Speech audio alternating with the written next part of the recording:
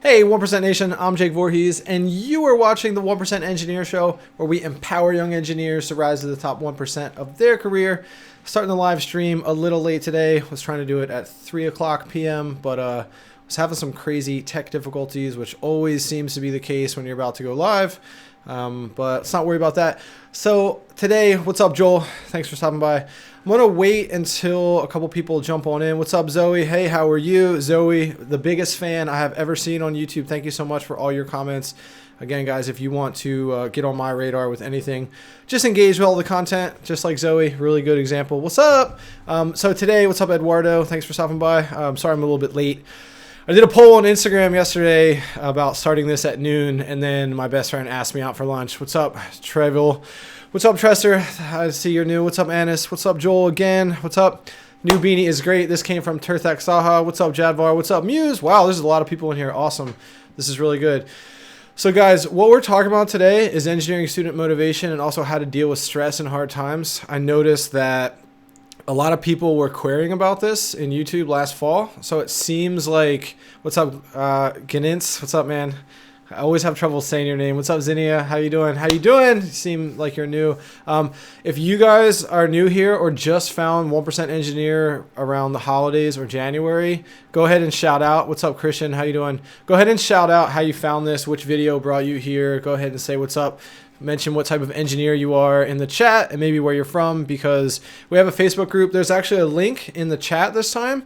Go ahead and apply to join the Facebook group because I try to connect all of you, as much of you as possible. What's up, Kosi? So guys, if you have a specific question right now, drop it in the chat. We'll address it. But this video is going to be about motivation and stress. What's up? Nice. Mechanical engineering in Canada. Mohammed, thanks for mentioning that. So I'm going to run through kind of a motivational tip agenda, but if you guys have questions, that's the point of the live stream, is to address your specific questions. But I always have to have like sort of things to talk about just in case there aren't questions along the way. So hold off the questions for a second because I want to jump into sort of this motivational lineup. But the core thing, and I'm actually working on a motivational video, the core thing I think you guys need to remember when you are grinding this summer or this semester and you're working really hard is you first just have to believe that success is going to happen, because most people, they get themselves into this trap where they worry and they stress themselves out, and they're not even sure if they're going to be good enough to be an engineer, or they're not even sure if they're going to be smart enough to pass this class. And this is the biggest thing that took me like 10 extra years after graduation, because I'm 30, a little bit less than 10 years. But if you don't believe that you're going to succeed in whatever you're doing, then what's going to happen is it's going to come off in all of your actions. You're not going to study that extra hour. You're not going to go out of your way to ask that smart student to be your study partner. You're not going to go to the professor. You're not going to go to office hours. So you're not going to put in those little tiny microscopic additional effort points that will make you successful. So you have to believe. That's like the first step in being successful as a student, in your internship, when you advance into your first full-time job. You have to just believe that you're going to be the best and know that that's going to become true. And almost like seeing is believing, because if you can see it in your mind, you can start to hold it in your hand, and then you're going to, it's okay, Zoe, and then you're going to go ahead and start to deploy the action. So I'm going to go see what type of questions you guys have.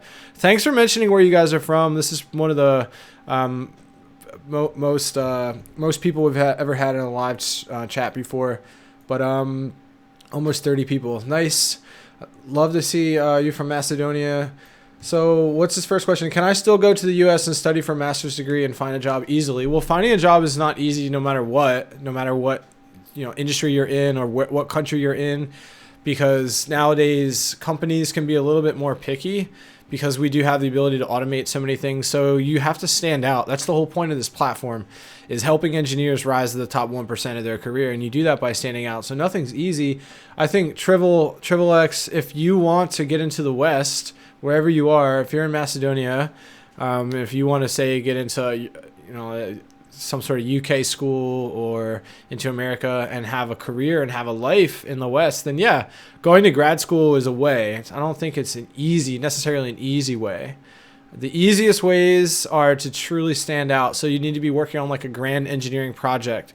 an engineering blog. You need to have this awesome engineering portfolio. You need to do the stuff that you don't see people doing. Like just getting good grades and having internships is not the path to be the most awesome. You have to stand out. Like people reach out to me because of this project, the 1% Engineer YouTube show now, right? Like this is an example. So what's up, Danny? How you doing? Everybody's talking about the Eagles tomorrow. Everybody's really, really excited.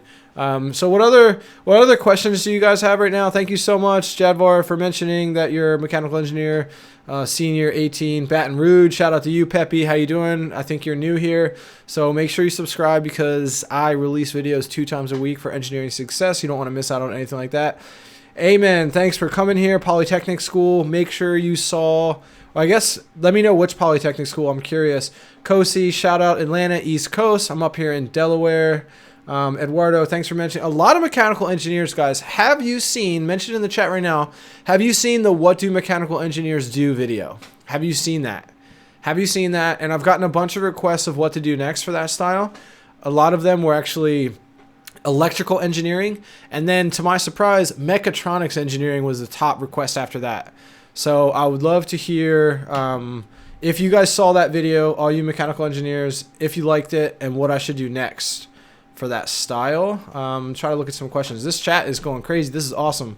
Don't worry, Blackwater. Thanks for stopping by. You see, I don't recognize you, but make sure you subscribe so you don't miss out on videos. And if you have a structures exam tomorrow, you can get into the Facebook group that's linked in the description because we have lots of civil engineers. I'm a civil engineer.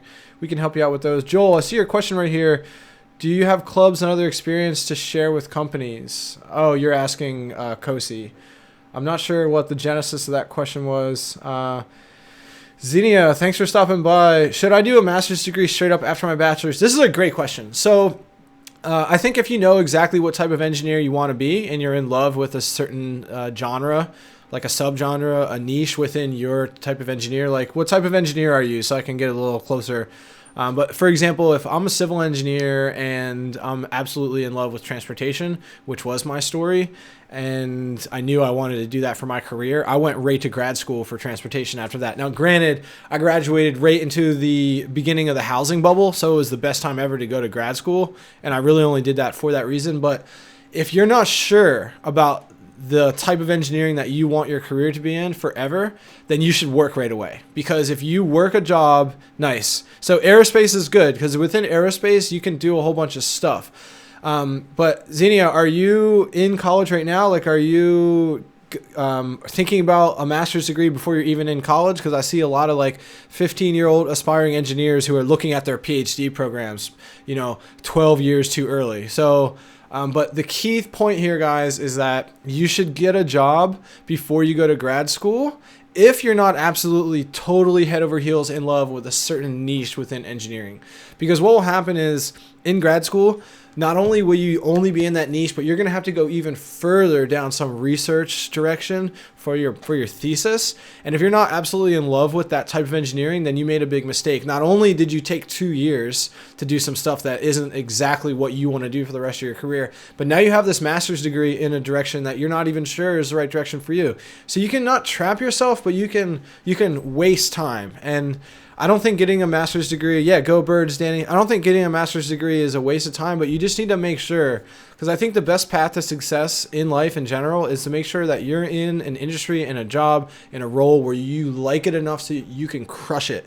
A lot of engineers get this wrong. They think that like it doesn't matter what type of engineering you're in. You just have to just put your nose down to the grindstone and hustle and work hard. Well, it's a lot easier to do that if you actually like the industry that you're in, if you like what you're doing. So you have to just make sure. So if you're not positive, take some time between undergrad and great. Zinnia, thanks for mentioning you're in your second year. So first of all, don't worry about it yet, okay? The best path for you to get into grad school as an aerospace engineer, build great relationships with your professors. Focus on that.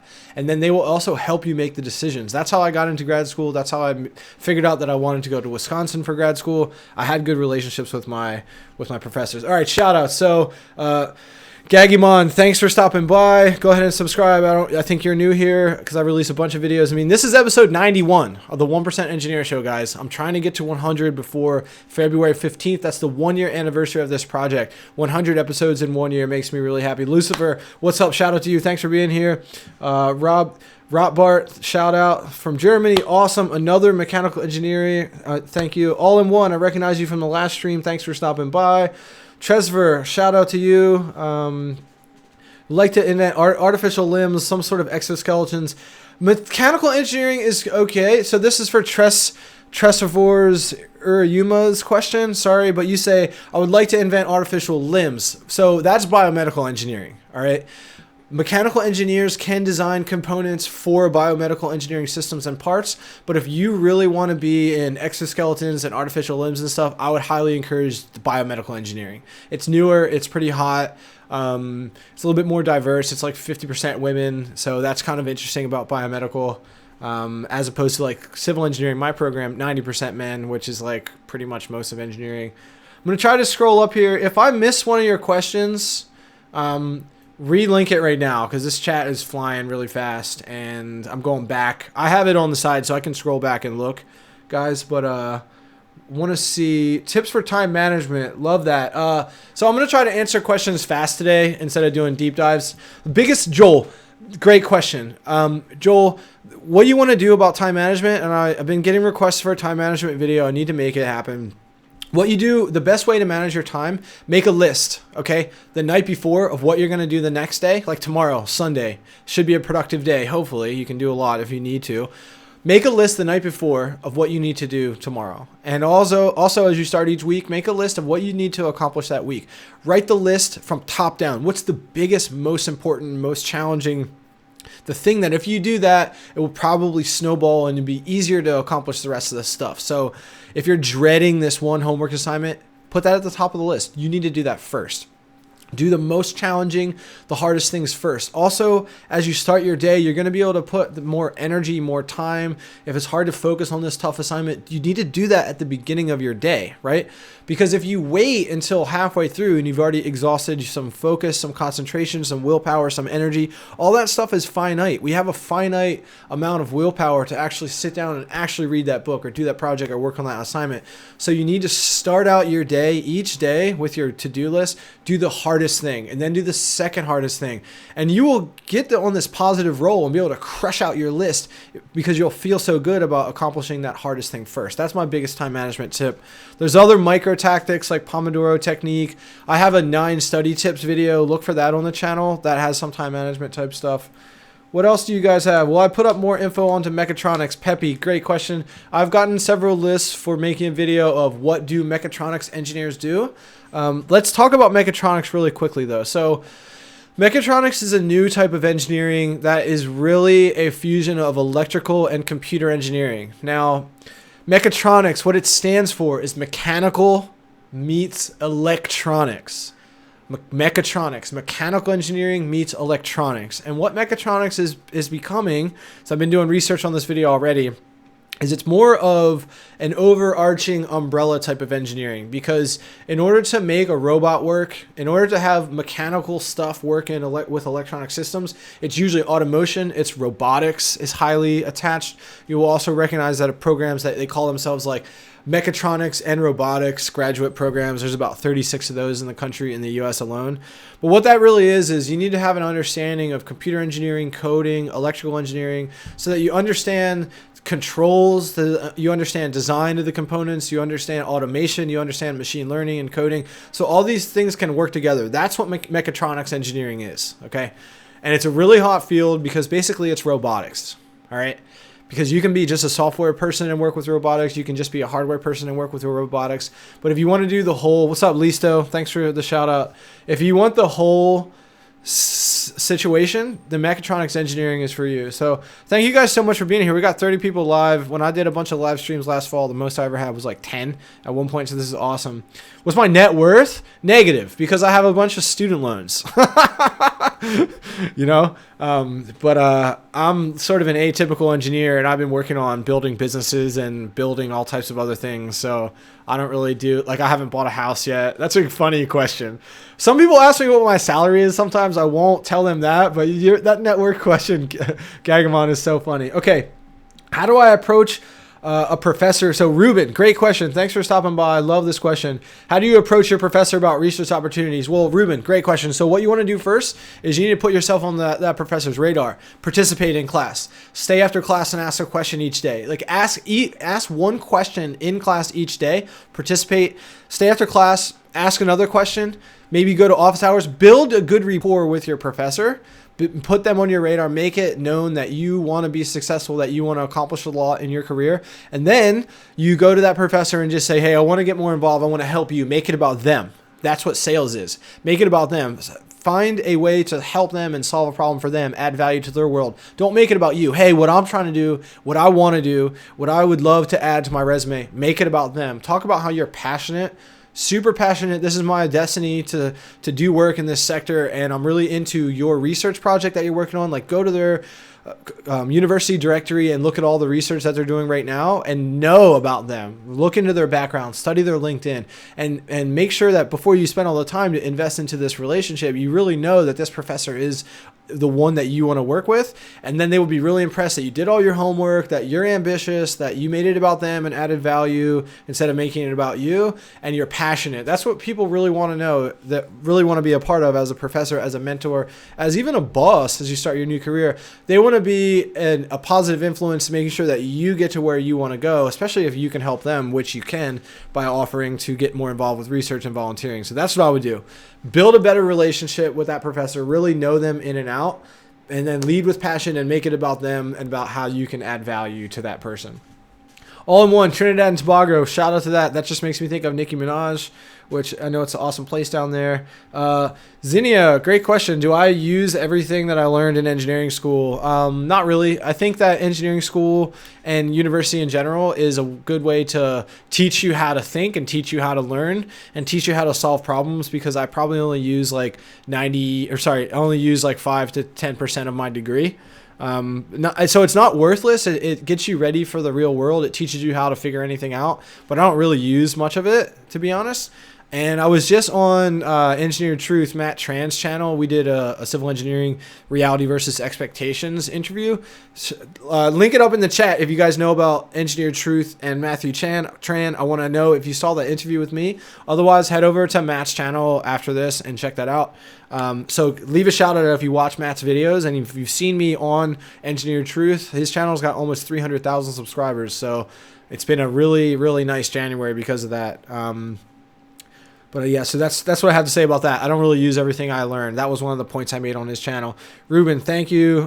Tips to avoid burnout. Eduardo, great question. So I think the way to avoid burnout is to make sure that you take breaks. Make sure that, like, throughout the day, microscopic burnout, you don't want to study for 5 hours straight with no breaks. And likewise, when you're working on an engineering project, you need to just make sure that you're taking time to balance. You know, being an engineering student is hard. Being an engineering student is stressful. And it requires a ton of work, but you need to take breaks. You need to take time to be around positive people in your off time. Like, make sure that when you take breaks that you spend it well, smartly. You know, you exercise so that you keep your mind right. Exercise is more about the endorphin relief. Make sure that you spend time with family. You know, make sure you spend time with friends. Make sure that you're doing all the stuff that you need to do to truly recover. Make sure that you meditate. Make sure that you read. You know, don't just, when you're not studying and not actually being productive towards your career, like, don't just party and do things that is going to make it harder to study and harder to get back to the grind when you're ready to work again. So it's all about yin and yang, and actually balancing out your life. I think that's the key to not burning out. People who burn out are the people who just grind, which is basically what I do. And I go through ups and downs because I'll hit a low point because I'm not actually taking breaks. So trust me, taking breaks is the key to not burning out. Oh, you want this jar? So this is a quart, this 64 ounce mason jar. No, that's not true. I think it's 32. Should I make 1% engineer jars? I don't have any merch. This Project hasn't sold anything. Eventually, maybe I'll sell merch. I have no idea. Oscar, love this question. Big or small companies? Because I worked for a Canadian company who sent me to Canada, which was awesome. 800 people. And then we got acquired by Parsons. 15,000 in the top 10 engineering companies around the world, and things changed a lot, and it sucked. It sucked. So if you guys can find a way to work for a smaller company, I think the golden zone is between like 50. You don't want to work for a startup with 10 employees. I mean, maybe, but that's a little risky. Like a lot of those companies get bought out, and then everything will change, and then maybe you'll get fired. But like big companies actually suck. So I would discourage you guys from looking at AECOMs and Jacobs and look at big boys. Don't look at big boys because you're just more of a number, honestly. Like it's not that good. Okay, Triple X, I got you. So was it hard for me to find a job? Yeah, even with a graduate degree and even 2.5 years after the economic recession, I was job hunting in late 2011. I applied to 60 jobs. And we're talking about me, right? Like I'm the type of person who interviews well, and I speak well on the phone. I know how to do all that stuff, and I understand that like introverted, very shy, non-people person engineers, they have even more challenges just getting to the interview. Like I interviewed left and right. It's hard. It's competitive out there.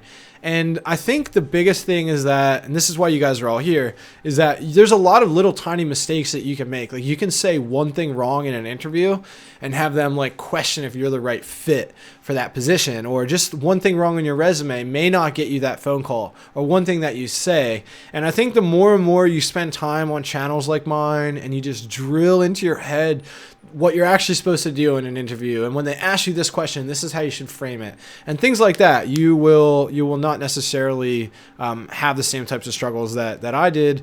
And that's why I'm making all these videos to help you guys. Kosi, I'm getting to your question right now. So here we go. Where is it? You should relink it so it's easier for me to find it.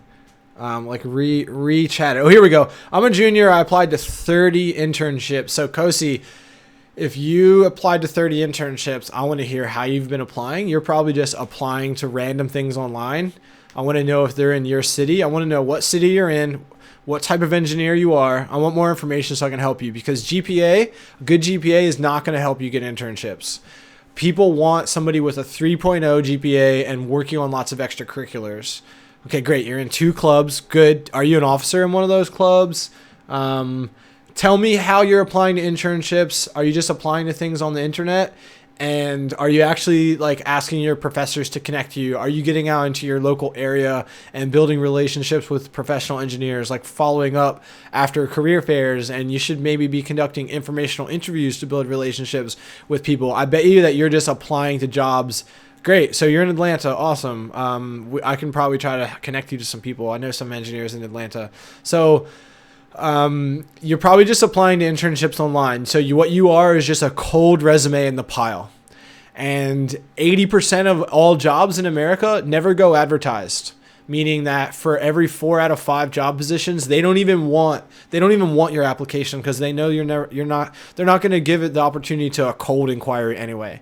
So it's all about who you know. It's all about who you're building relationships with on LinkedIn. It's all about getting referrals from your professors and having a club president who has an internship connect you to their company. So you have to talk to the people in your life. You need to make sure that you advance the relationships in your life and get closer and closer to these people and connect them to your career goals and have them help you. That's the way to get opportunities.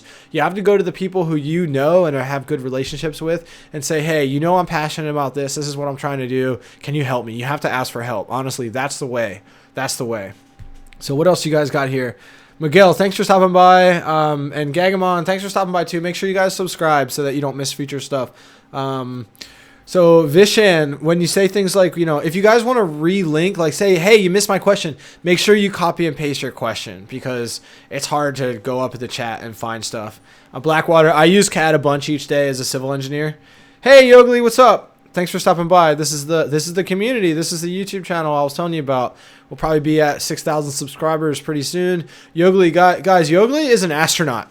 So I want you to go check her out right now. I've been following her on Instagram for like 8 months or so, and we finally started chatting on the DM, but our relationship is a good example of how you have to build relationships with anybody. You start out just with your professors, add value, engage with them after class. And same thing if you want to build relationships with someone on LinkedIn or Instagram or whatever, just become a part of their world, become a part of their community. And over time, somebody will recognize the other person, and then you advance the conversation. And I hope to ask Yogli some aerospace engineering questions and how you can actually become an astronaut. I'm a board member on the Mars generation. I think a lot of you guys know that, but I make videos for them, for astronaut Abby, and I'll probably end up having her on the show eventually. But I think that it's good timing that you popped in here right now. So what other questions we got here, guys?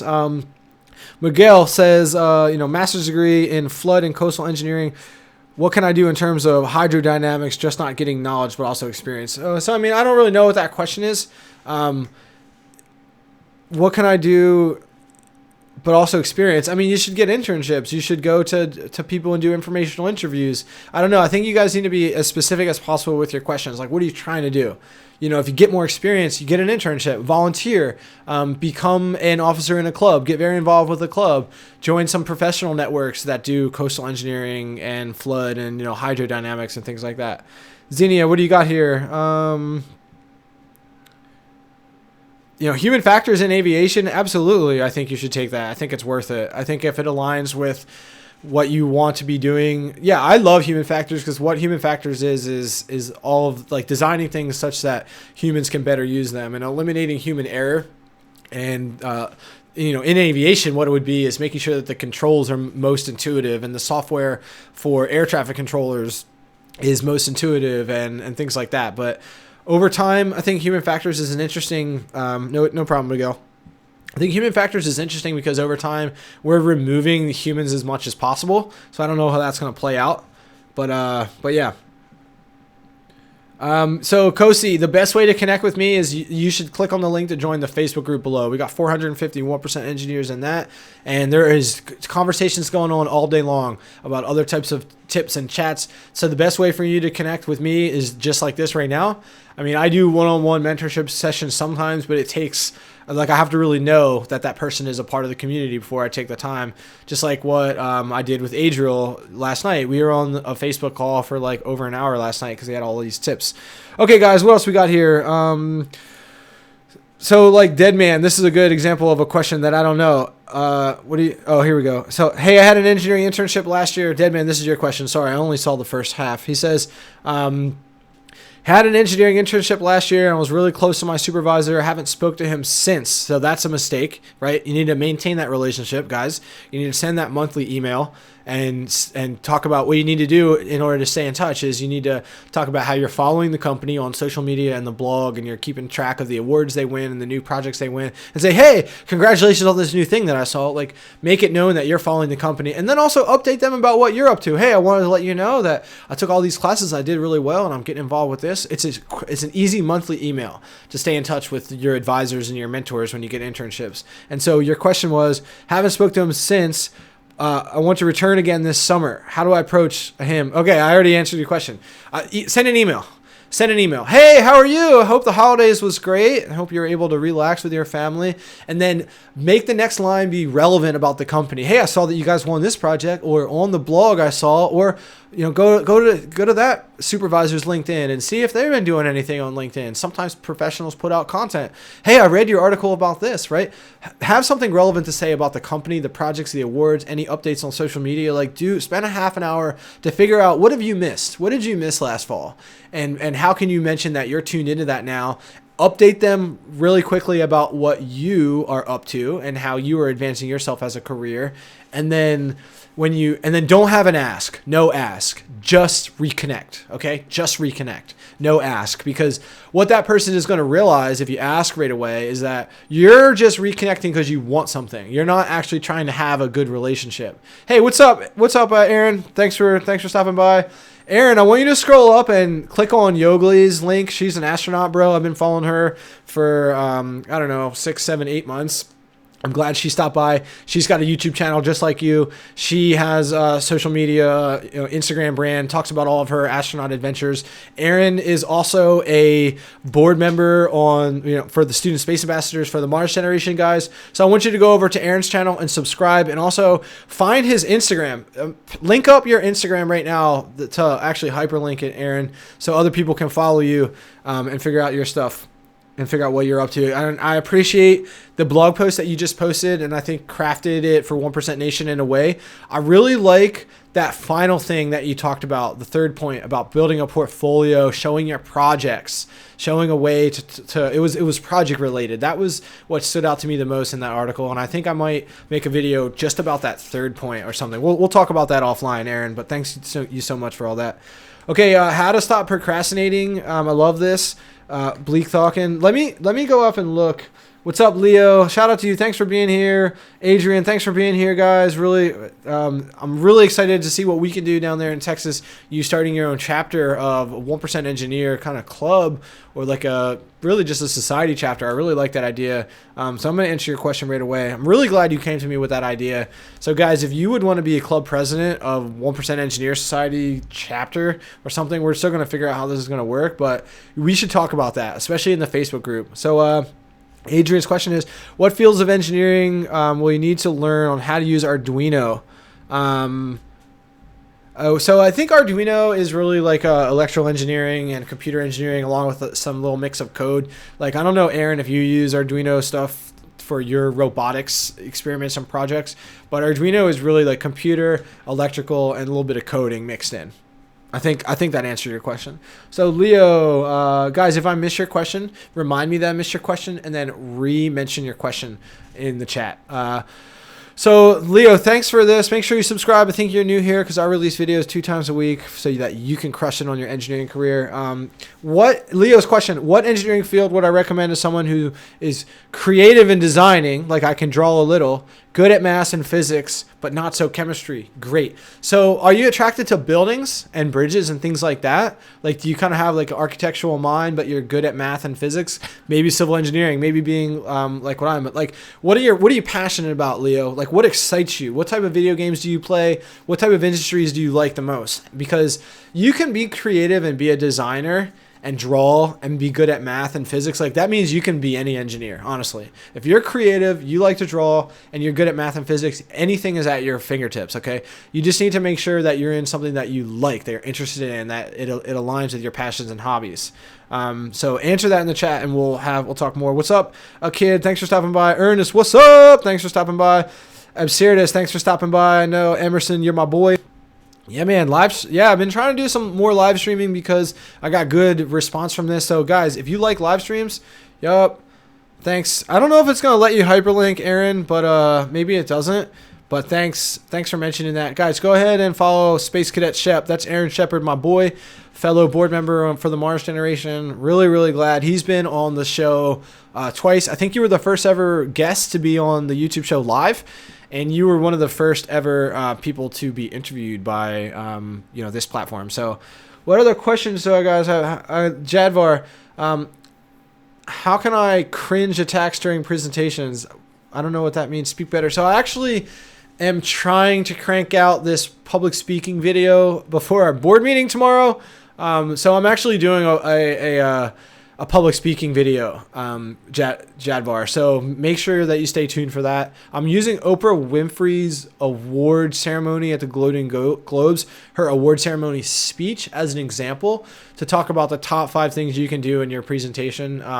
But in order to alleviate your anxiety while you are prepping for a presentation, what you need to do is practice, okay? And there are 2 good ways to practice that are more than just telling you to practice. Don't just look in the mirror. Record yourself on your phone, okay? Record yourself on your phone and look at how you look and listen to how you sound and see if that's what you're going for. And then if it's not, re-record yourself, re-practice. And then you want to do it in front of your friends. Because if you're too bashful to do your presentation in front of your 3 friends, your 5 friends, your 3 family members, then you're going to suck when it comes down to doing it in front of your peers. So do it in front of real people, get feedback, Ask them if they're able to follow along. Ask them if they were able to capture all the complicated things that you're talking about. So get feedback from real people and get feedback from yourself while you record yourself. Those are my main tips for public speaking.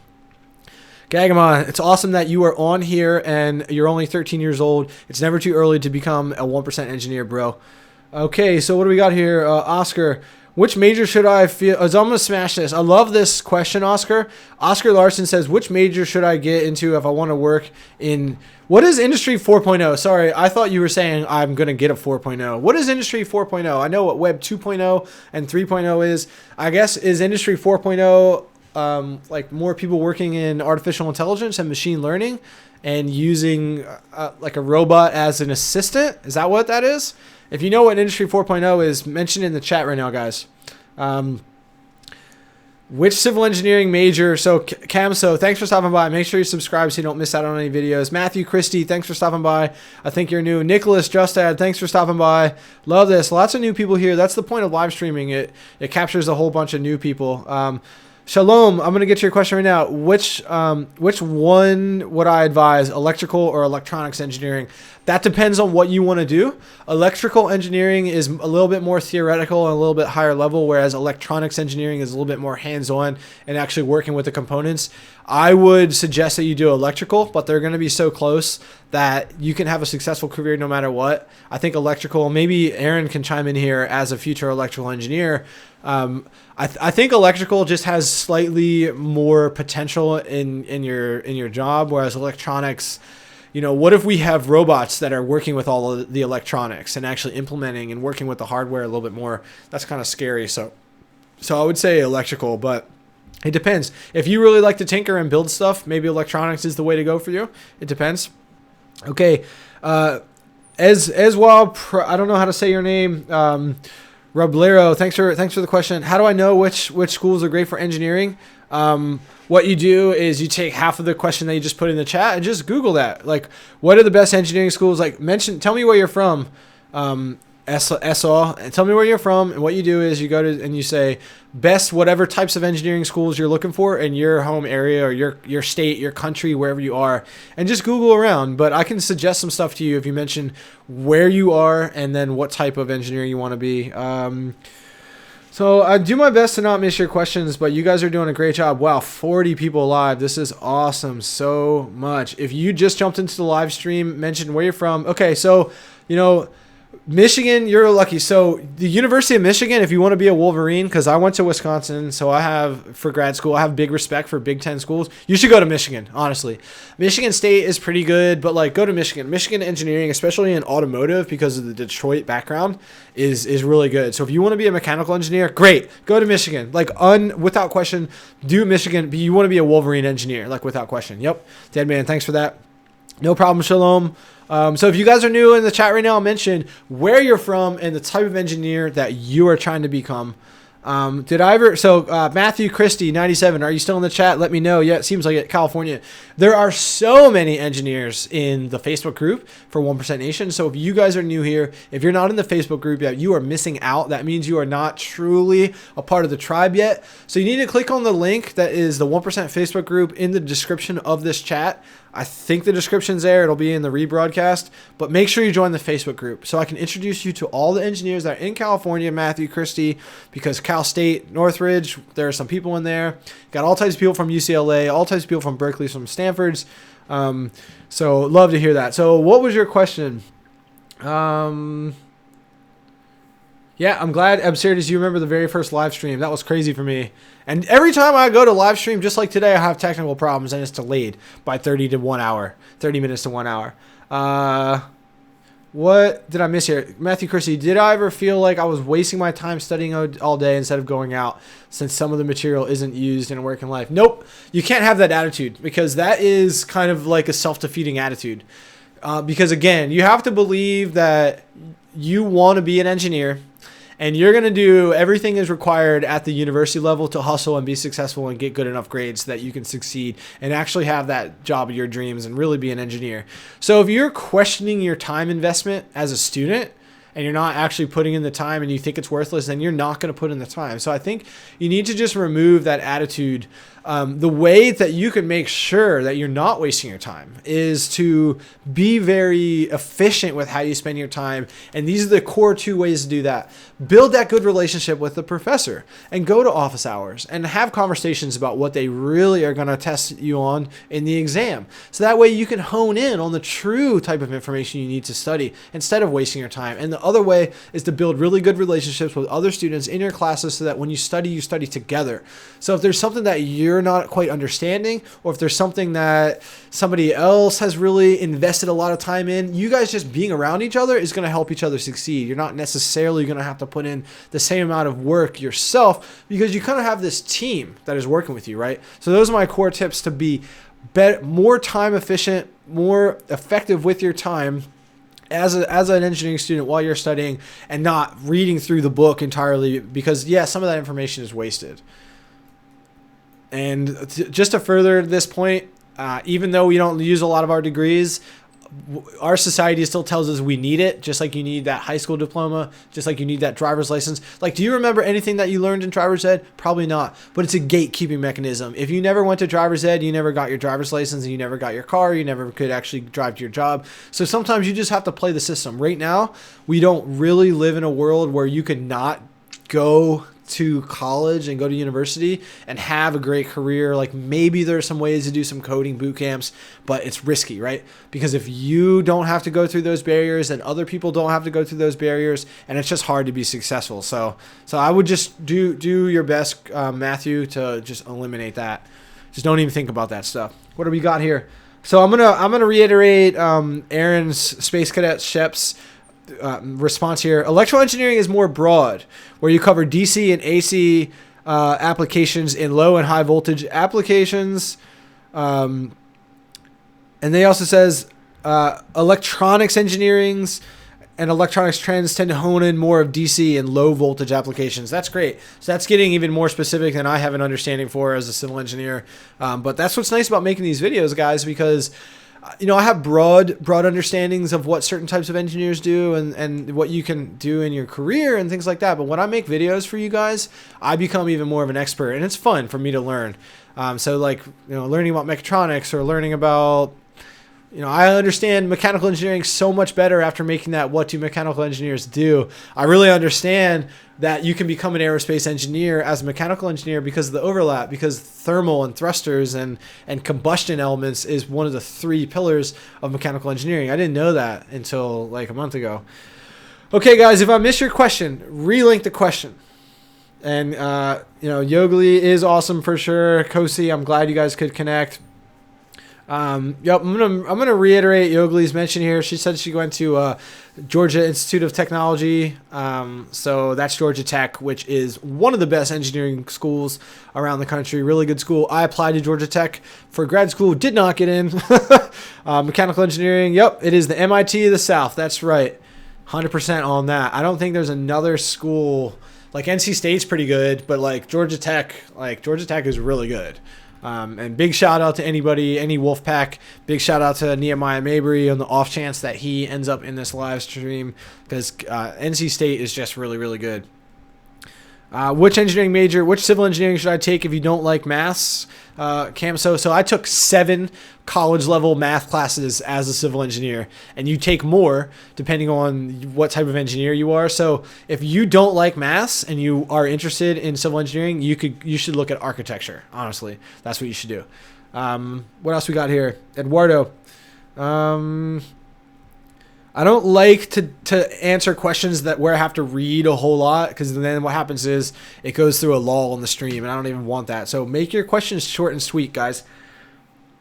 What do we got here? I'm interested in management and managing construction projects as well. Have you seen my video about what do engineering construction management engineers do? I have a video where I interviewed our professor at Delaware. It's an 18-minute video deep dive into our new engineering construction and management video or class program, and you should check out that video all in one if you want to know more about that.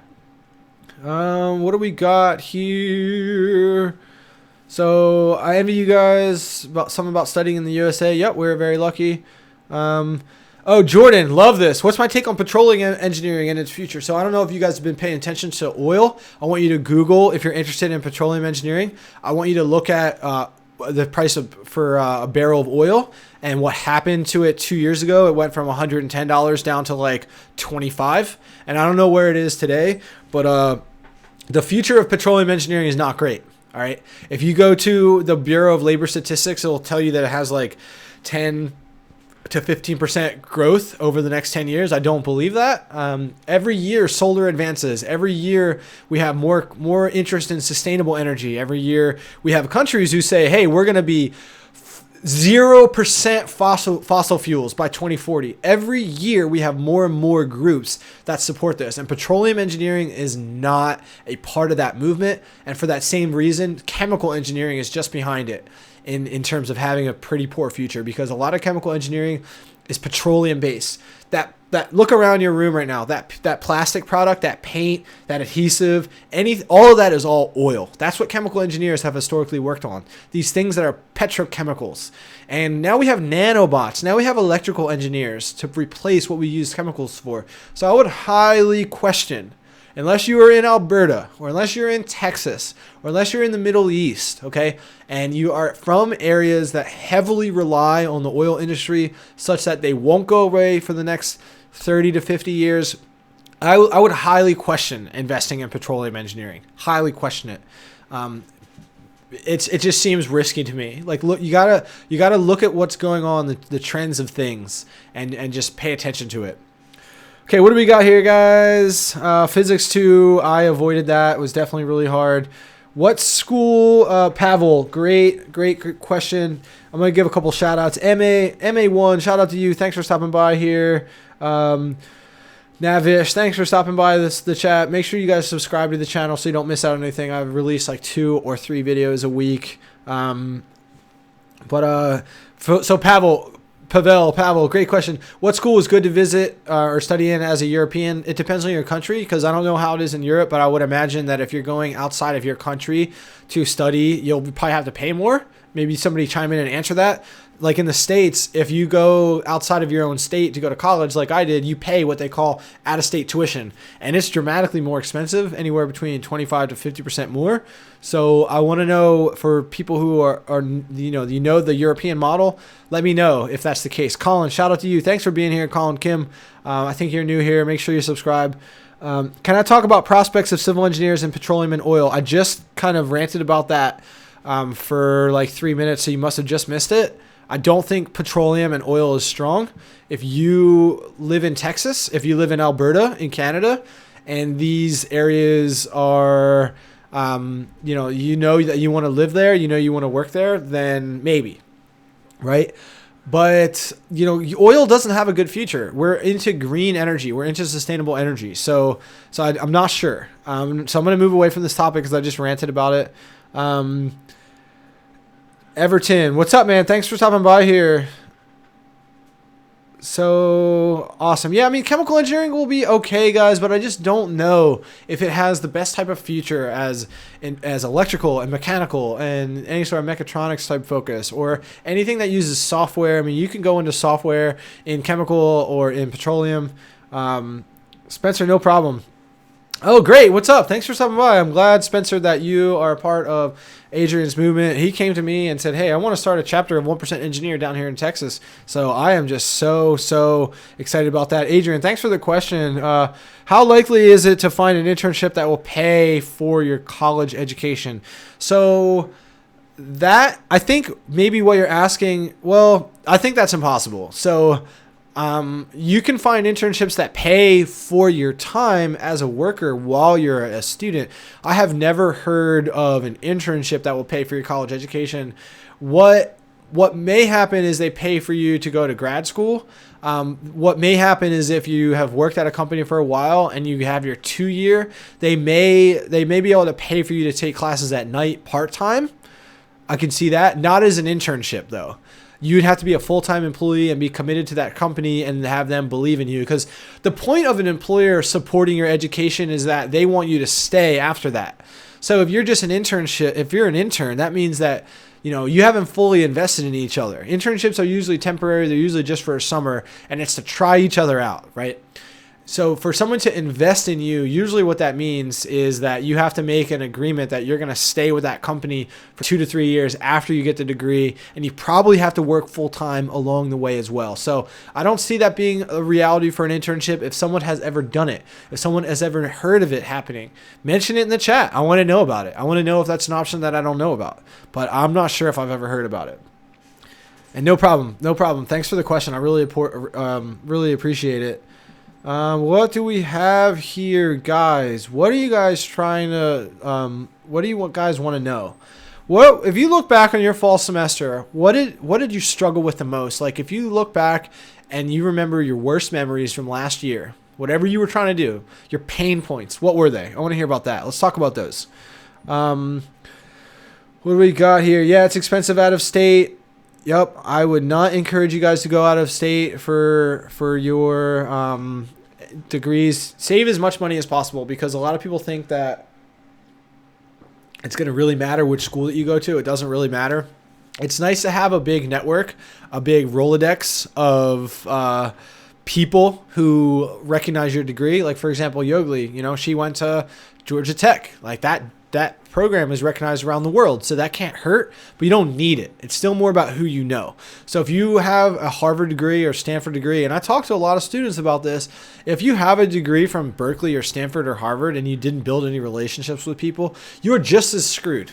Okay, you have just as few opportunities as someone who got good grades and didn't do any networking from a regular school. You don't actually put yourself ahead if you don't leverage that brand and build relationships using that brand. It's still always about who you know, because there's a lot of students that think that they can just go to a good school and it will just coast them through their career, and that's so false. Which is harder, Physics 1 or Physics 2? Well, Physics 2 is definitely harder. Physics 2 gets into more advanced calculus, and it's really an introduction into electricity and magnetism, depending on the school that you go to. Yeah, calculus was hard for me as well. So Everton, what type of engineer are you again? Sorry, but that will change how I answer your question about the FE. I think every engineer should take it. There's a few types of engineering, like if you're software engineering or chemical or a few other, you may not have to take it, but I would take it no matter what, because you're going to get asked that in interviews, like, hey, did you take the FE? And you want to say yes. You want to say that you passed it. It also just shows that you want to be a professional engineer, because that's the first type of exam. You take the FE before you graduate or right after you graduate, and then you sit for the PE, the professional engineering exam, after you have 4 years of experience. So Everton, let me know what type of engineer you are, and I can further ask your question. Fluid mechanics was hard for me, Everton. Chemical engineering, so it depends. So Everton, what type of person are you? Are you going to be a technical expert, or do you have the social skills and the people skills and the interpersonal skills to be a leader and a project manager? And do you see yourself as being a boss one day, or do you see yourself being in research and being a technical expert? Because again, like if you want to be a boss one day, I think just getting these things, like adding certifications and being a professional engineer, is definitely going to be good for your future. What do we got here? Ezequiel, thanks for stopping by. I don't recognize you. Mohammed, thanks for stopping by. Hey, what's up? What's up, DP? David Plotnick? What do you got here? My weaknesses last semester was procrastination and laziness in classes that were boring to you. Yep, that happens a lot. I need to learn that there are tasks I need to do. Yeah, that's exactly right. So what you're talking about is just getting in the routine of doing the grind and doing the work. What's up, Chelsea? I'm really glad that you stopped by. Chelsea, did you like the imposter syndrome video that I made just for you? I want to ask you that, and I want the 35 people here that are watching and all the people who end up watching the live broadcast to know that, Chelsea, you got that video just for you because you asked me a whole bunch of times about imposter syndrome, and I got a couple other questions from people, and I was like, okay, I need to make this video. So if you guys want thanks, Leo. If you guys want a specific video or something that you're really trying to figure out, just keep asking about it, right? And I'll make the video. So really good stuff. Material science all in one has a great future for sure, because what we're really doing is when we make nanobots, all these nanobots are made of really, really tiny types of materials and products to make the computers and make the robots work. So material science is becoming miniaturized as well. We're making little tiny components. We're always looking for better, stronger, faster ways to make those. Material science is going to be heavily embedded with 3D printing. So I think it's a really good future for sure. Great question, Mohammed. ABET certification. Love it. Okay, guys. So when you look at a school in the U.S., and I don't know if ABET goes outside of the U.S., but ABET certification, basically what it means is that there is a regulatory board that looks at all the engineering programs across the country and says yours is good enough to qualify students to be able to be eligible for the PE. It basically means that this school is good enough such that if you have a degree from this school, you're eligible for the FE and you're eligible for the PE. It basically means that this is in the top tier of engineering programs. Because say if 1% engineer, say I wanted to start a university tomorrow, okay? I could buy a building. I could have all you guys come sign up and be students and charge you a bunch of money, and I could get hire professors, and I could start my own university. But until I'm regulated, until I can hire the right professors and actually give you a good education, only then will the ABET accreditation board certify my university and say yours is good enough. We're going to give you the credibility. It's called ABET accreditation. We're going to give you that such that your students can sit for the FE and then eventually become professional engineers and then eventually design things that get implemented into the world. So it's a way of regulating so that not anyone can just give out engineering degrees. Okay. So it's very important that you make sure that the school that you're looking at, especially if it's a small school, because all big engineering programs, all of them are accredited. Okay. There's hundreds of them around the country. But you need to just double check, especially if it's a small school, niche school, you need to double check that the school you're interested in is accredited, ABET accredited. Not to sound greedy, Colin, great. I'm going to get right to your question. The Tall, thanks for stopping by. Really glad you're here. Make sure that you subscribe because I'm release a ton of videos every week, 2-3 a week. What do you got here? Not to be greedy, but what sub area in civil engineers can you yield the most money? Good question. So in order to make the most money, you need to find a way to be a leader. You need to be a manager. You need to start working for 2, 3, 4 years and then go back and get your MBA. Or you can make a ton of money in engineering, construction, and management, but it's hard. You work a lot of hours. You're out in the field half of your time. So those are ways you can make a bunch of money. The best way, honestly, Colin, to make a bunch of money is you have to be a leader. Or if you're just quiet and shy and introverted, that's okay. You need to become a technical expert. You need to develop very specific technical expertise in one thing and do something that the rest of your office is not doing. So as a civil engineer, you need to really invest time in BRIM. You need to really invest time in visualization. You need to invest time in GIS. You need to invest time in all these things that are right at the forefront of the industry, and you're learning them and you're becoming a specialist. If you want to go the technical route, otherwise you just need to crush it into your job and eventually start managing projects and just climb that ladder. So it depends on what type of person you are, Colin. So I love that question. There's a bunch of ways to make a lot of money. A lot of people think that there's only a few paths, but that's not really true. So guys, keep your questions coming. I want to make sure that, trying to keep this live stream at like 30 or more people. Any advice on taking the FE? Yeah, Matthew, great question. When to take it? I would take it fall semester of your last year. Because that way, if you fail it, you can take it again in the spring. Just study for it, buy the review booklet, study with some friends. It's not that hard. You are tested on the community of test takers that year. So it's not like you need a 70 to pass. You just need to beat actually like 55% of test takers and you pass. So it's really not that hard, but it is a 6-hour exam and it is now exclusively online. So it's kind of weird. It's not like I took an 8-hour pen and paper exam. So you just need to take it seriously. I would highly encourage you to study the stuff that you know already. Like if you're taking the civil engineering version, then study that. And don't try to study the stuff that you're really, really bad at. Just kind of review it, but just know that you're going to get those wrong, and that's okay. Hey, Zeus, thanks for stopping by. What do you got here? Greetings from aerospace engineering student from Spain. Awesome. I'm very, very glad. Hey, Zeus, let me know if you want leave comments on any videos about specific types of videos that you want to know. What do we got here? Chelsea, your question is, do I recommend being roommates with another engineer? Absolutely. I think as long as you are, I think the ability to do homework together and just be friends with engineers is really valuable. I think spending time away from engineers is good too. But like, I lived with some engineers. I ended up doing a lot of homework with engineers who I was friends with. So like, if you can be roommates with those people, I think that's not a bad thing. SO, I would love to do a Saturday live stream at noon every day, but like what happened today, I had my best friend asked me to go to lunch, and I don't get to see him a lot. He's an entrepreneur too, and I had to delay it. So like, I'm almost too afraid to start announcing a schedule for the live streams just in case I can't do it. Like, even during the week, I take business meetings, I go to TEDx events. Like, I just am not sure if I can commit to a live stream because I have a full-time job and like all these other things that are kind of outside of my control, because I'm really trying to like do all this stuff. So I'm going to try to do, I did a poll in the 1% Facebook group. Join the Facebook group now. In the description, there's a link to ask to join it.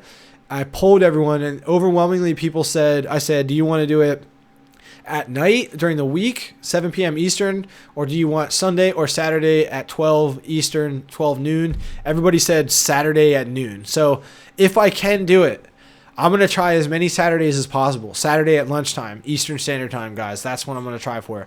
So that enables the West Coast people to do it when they wake up, in the morning. It enables me to, have some time to wake up, but I'm going to try for Saturday at noon.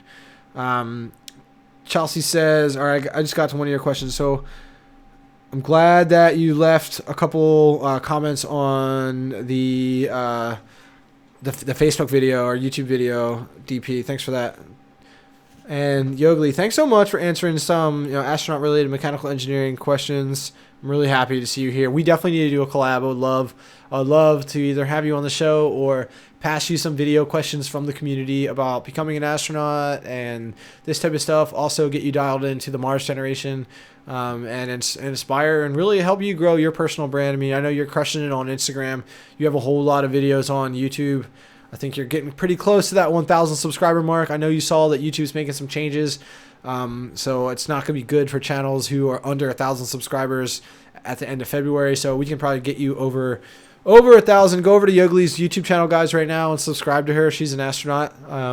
Go ahead. You can definitely learn from her, mechanical engineer. So, okay, guys, looking at, see what questions are here. There's so many. These are really good. Everton says, my classes are requiring to learn MATLAB, MathCAD, Python, Maple, and COMSOL. Which is better to learn? So really, Python is the only thing that's going to be used professionally. I've never seen an engineer use MATLAB like in the engineering world. I'm sure it exists, but I've never seen it. So C, C+, and Python. Python will be used. What else do we have here? Ezequiel, if you're still in the chat, make sure you mention it. So when I'm getting to your innovation question. So really what innovation is, guys, innovation is like the fusion of invention and creativity. Innovation is taking two things and putting them together and using them together that no one has ever done before. You didn't invent anything. You brought two things. Like I use the LinkedIn, Facebook example. So Facebook was first. They had never done, because MySpace wasn't really doing it the way Facebook was. But then LinkedIn came and said, hey, Facebook took people and made a professional network, or people and then made a social network. We want to take business professionals and make a network. That's what LinkedIn did. That's innovation. They didn't invent anything new. They just took two things that people weren't putting together. And yes, we do have the ability to be innovative. It's not always easy, but you do it for sure. Saturday YouTube show, I really want to do it. Just sometimes things come up. So thanks, Aaron. I'm really glad that you can support Saturday noon, especially now that football games are over. College football is done, right? So that kind of frees up the people who go to awesome football schools like you and Clemson. Okay, what type of science should I be more interested in to become a civil engineer? We basically don't have to take any science. I got out of physics too. I got out of chemistry too. I took other electives. I think, Chelsea, what type of civil engineer do you want to be, right? Let me know that. Is it structural? Is it transportation? And then I'll let you know, because I'm a civil engineer. I can definitely help you out. Navov, thanks so much. Yep, we need to get Yogli dialed into the Mars generation for sure. Absurdus, I'm glad you joined Facebook. Yeah, you should definitely I think you're missing out if you're just in the Facebook group in spirit. I think you need to be there. I'm serious, because we got almost 500 engineers in this tribe, and we have awesome conversations all the time. I post every day. I kind of use that as the email, like an email newsletter. I ask what people want to know. I ask if people are available for live streams. Lots of good relationships have been built within the community itself. So it's not just a way to connect with me. It's a way to really be a part of this tribe. That's why you guys are called 1% Nation, because you guys are this powerful community yourself now, right? What's up, Danny? Shout out. Structural is awesome. And it's insane that like this YouTube channel now gets 60,000 views a month. It's going up by over 10,000 views a month. So this thing, like, I'm pretty sure, I'm going to cross 10,000 subscribers before we know it. It'll be 100,000 subscribers in early 2019. The community that is being formed here, 1% Nation. The whole point of this community is for you guys to help each other too. Introduce each other to opportunities. Just like what's going on in this chat right now. We got Aaron Shepard, who is a board member in the Mars Generation. We have Yogli in here, astronaut, right? Like, it's a way to connect people to each other, and it's a very powerful thing, and I love that. And I don't know where this whole thing is going. Maybe building an app to help connect people to jobs and opportunities. I have no idea, but I know that creating a community and creating a tribe of people who can find each other because of some YouTube project that I started a year ago, that you guys all know about each other now, I think is a really powerful thing, and I'm really happy about that. And what this whole spiel is about is that if you're not in the Facebook group yet, you need to be there. You need to be there. That's where all the action is. And that link is in the description below if you guys are new to the stream. What types of civil engineering is your best option? Kobe, thanks for the question. I get so many questions about people say things like this. You tell me what type of engineer I should be. It doesn't work like that, right? Like you need to recognize within civil engineering what type of stuff that you're most attracted to. Where are your interests? What are you passionate about? If it's buildings, like, do you find yourself staring at skyscrapers and Googling stuff about how buildings withstand earthquakes and design within buildings? Or are you really into environmental stuff? Are you really into transportation stuff? Like, what makes you tick within engineering? This is how you find your passion in engineering. Not anyone else can pick it for you, okay? And the other way to figure it out is you can go interview professionals. You can go volunteer to work and get involved. You can get an internship and get involved. Because the way to figure out what you like is to figure out what you don't like. And you will really quickly know if you're having to work on projects. And if you don't like it, you'll know, right? So those are the ways to do that. Tips for attacking problem sets without, this is Eduardo's questions, without completely breaking down and curling up. I don't know what that question is, but what you need to do is you need to make yourself do it, Eduardo. You just need to do it. You need to not procrastinate. You need to know that going through this pain is going to get better if you actually focus and work on it. And if you're really truly stuck, if you put in the time to figure some stuff out, don't curl up into a ball. That's when you reach out to your engineering community. You reach out to your professor. You get in the 1% Facebook group and ask the rest of 1% Nation. Maybe we can help you. But you got to try and really put in the effort first and then reach out and ask for help. Is it better to graduate early or get good grades and I would not rush the college experience. Like, if I could go back and repeat college over and over and over and over again and just do that for 4 years straight and just repeat that for the rest of my life, I would do that, because you don't realize it when you're there, but like the workload and the stress compared to the real life, like, it's still college. Like, college is great. Okay. You only have 15, 16, 17 hours of commitment a week, whereas working your 40-hour week job, and a lot of times for engineers it's more like 45 or 50, not to scare you, but it is 45, maybe not quite 50, depending on where you work.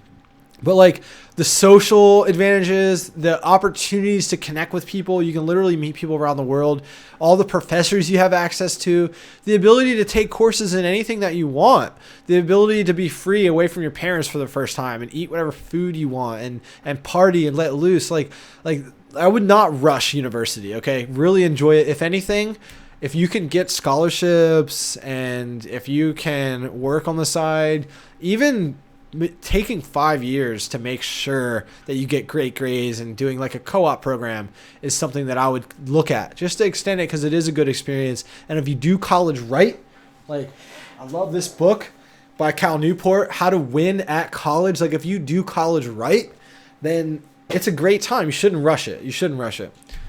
And if you live at home, maybe you should rush it, right? Like I would be eager. That's probably what you're talking about. You're probably eager to move out, right? You're probably eager to make some money. But at the same time, like, I think depending on your situation, like if you don't have any student loans, maybe rush it. But like the more money you can save at home, then the better you're going to jumpstart your life, right? You're going to be able to buy a house earlier. You're going to be able to buy a car earlier, used. Don't buy new cars. You may not have to have a car loan because you can save more money. But yeah. So what do we got? Okay, so again, Navwaf, I missed your comment. And for me to go back and find it is really hard. So when you guys tell me I missed your question, like relink the question. Okay. Absurdus, what engineering fields are good for working on exoskeletons? It's funny, but somebody else asked that. No, not material science. I would go into mechanical engineering and maybe biomedical engineering. The other person who asked this, they precursored it. They said, I want to work with artificial limbs and exoskeletons. So for that person, because they led with prosthetics or artificial limbs, that's biomedical engineering.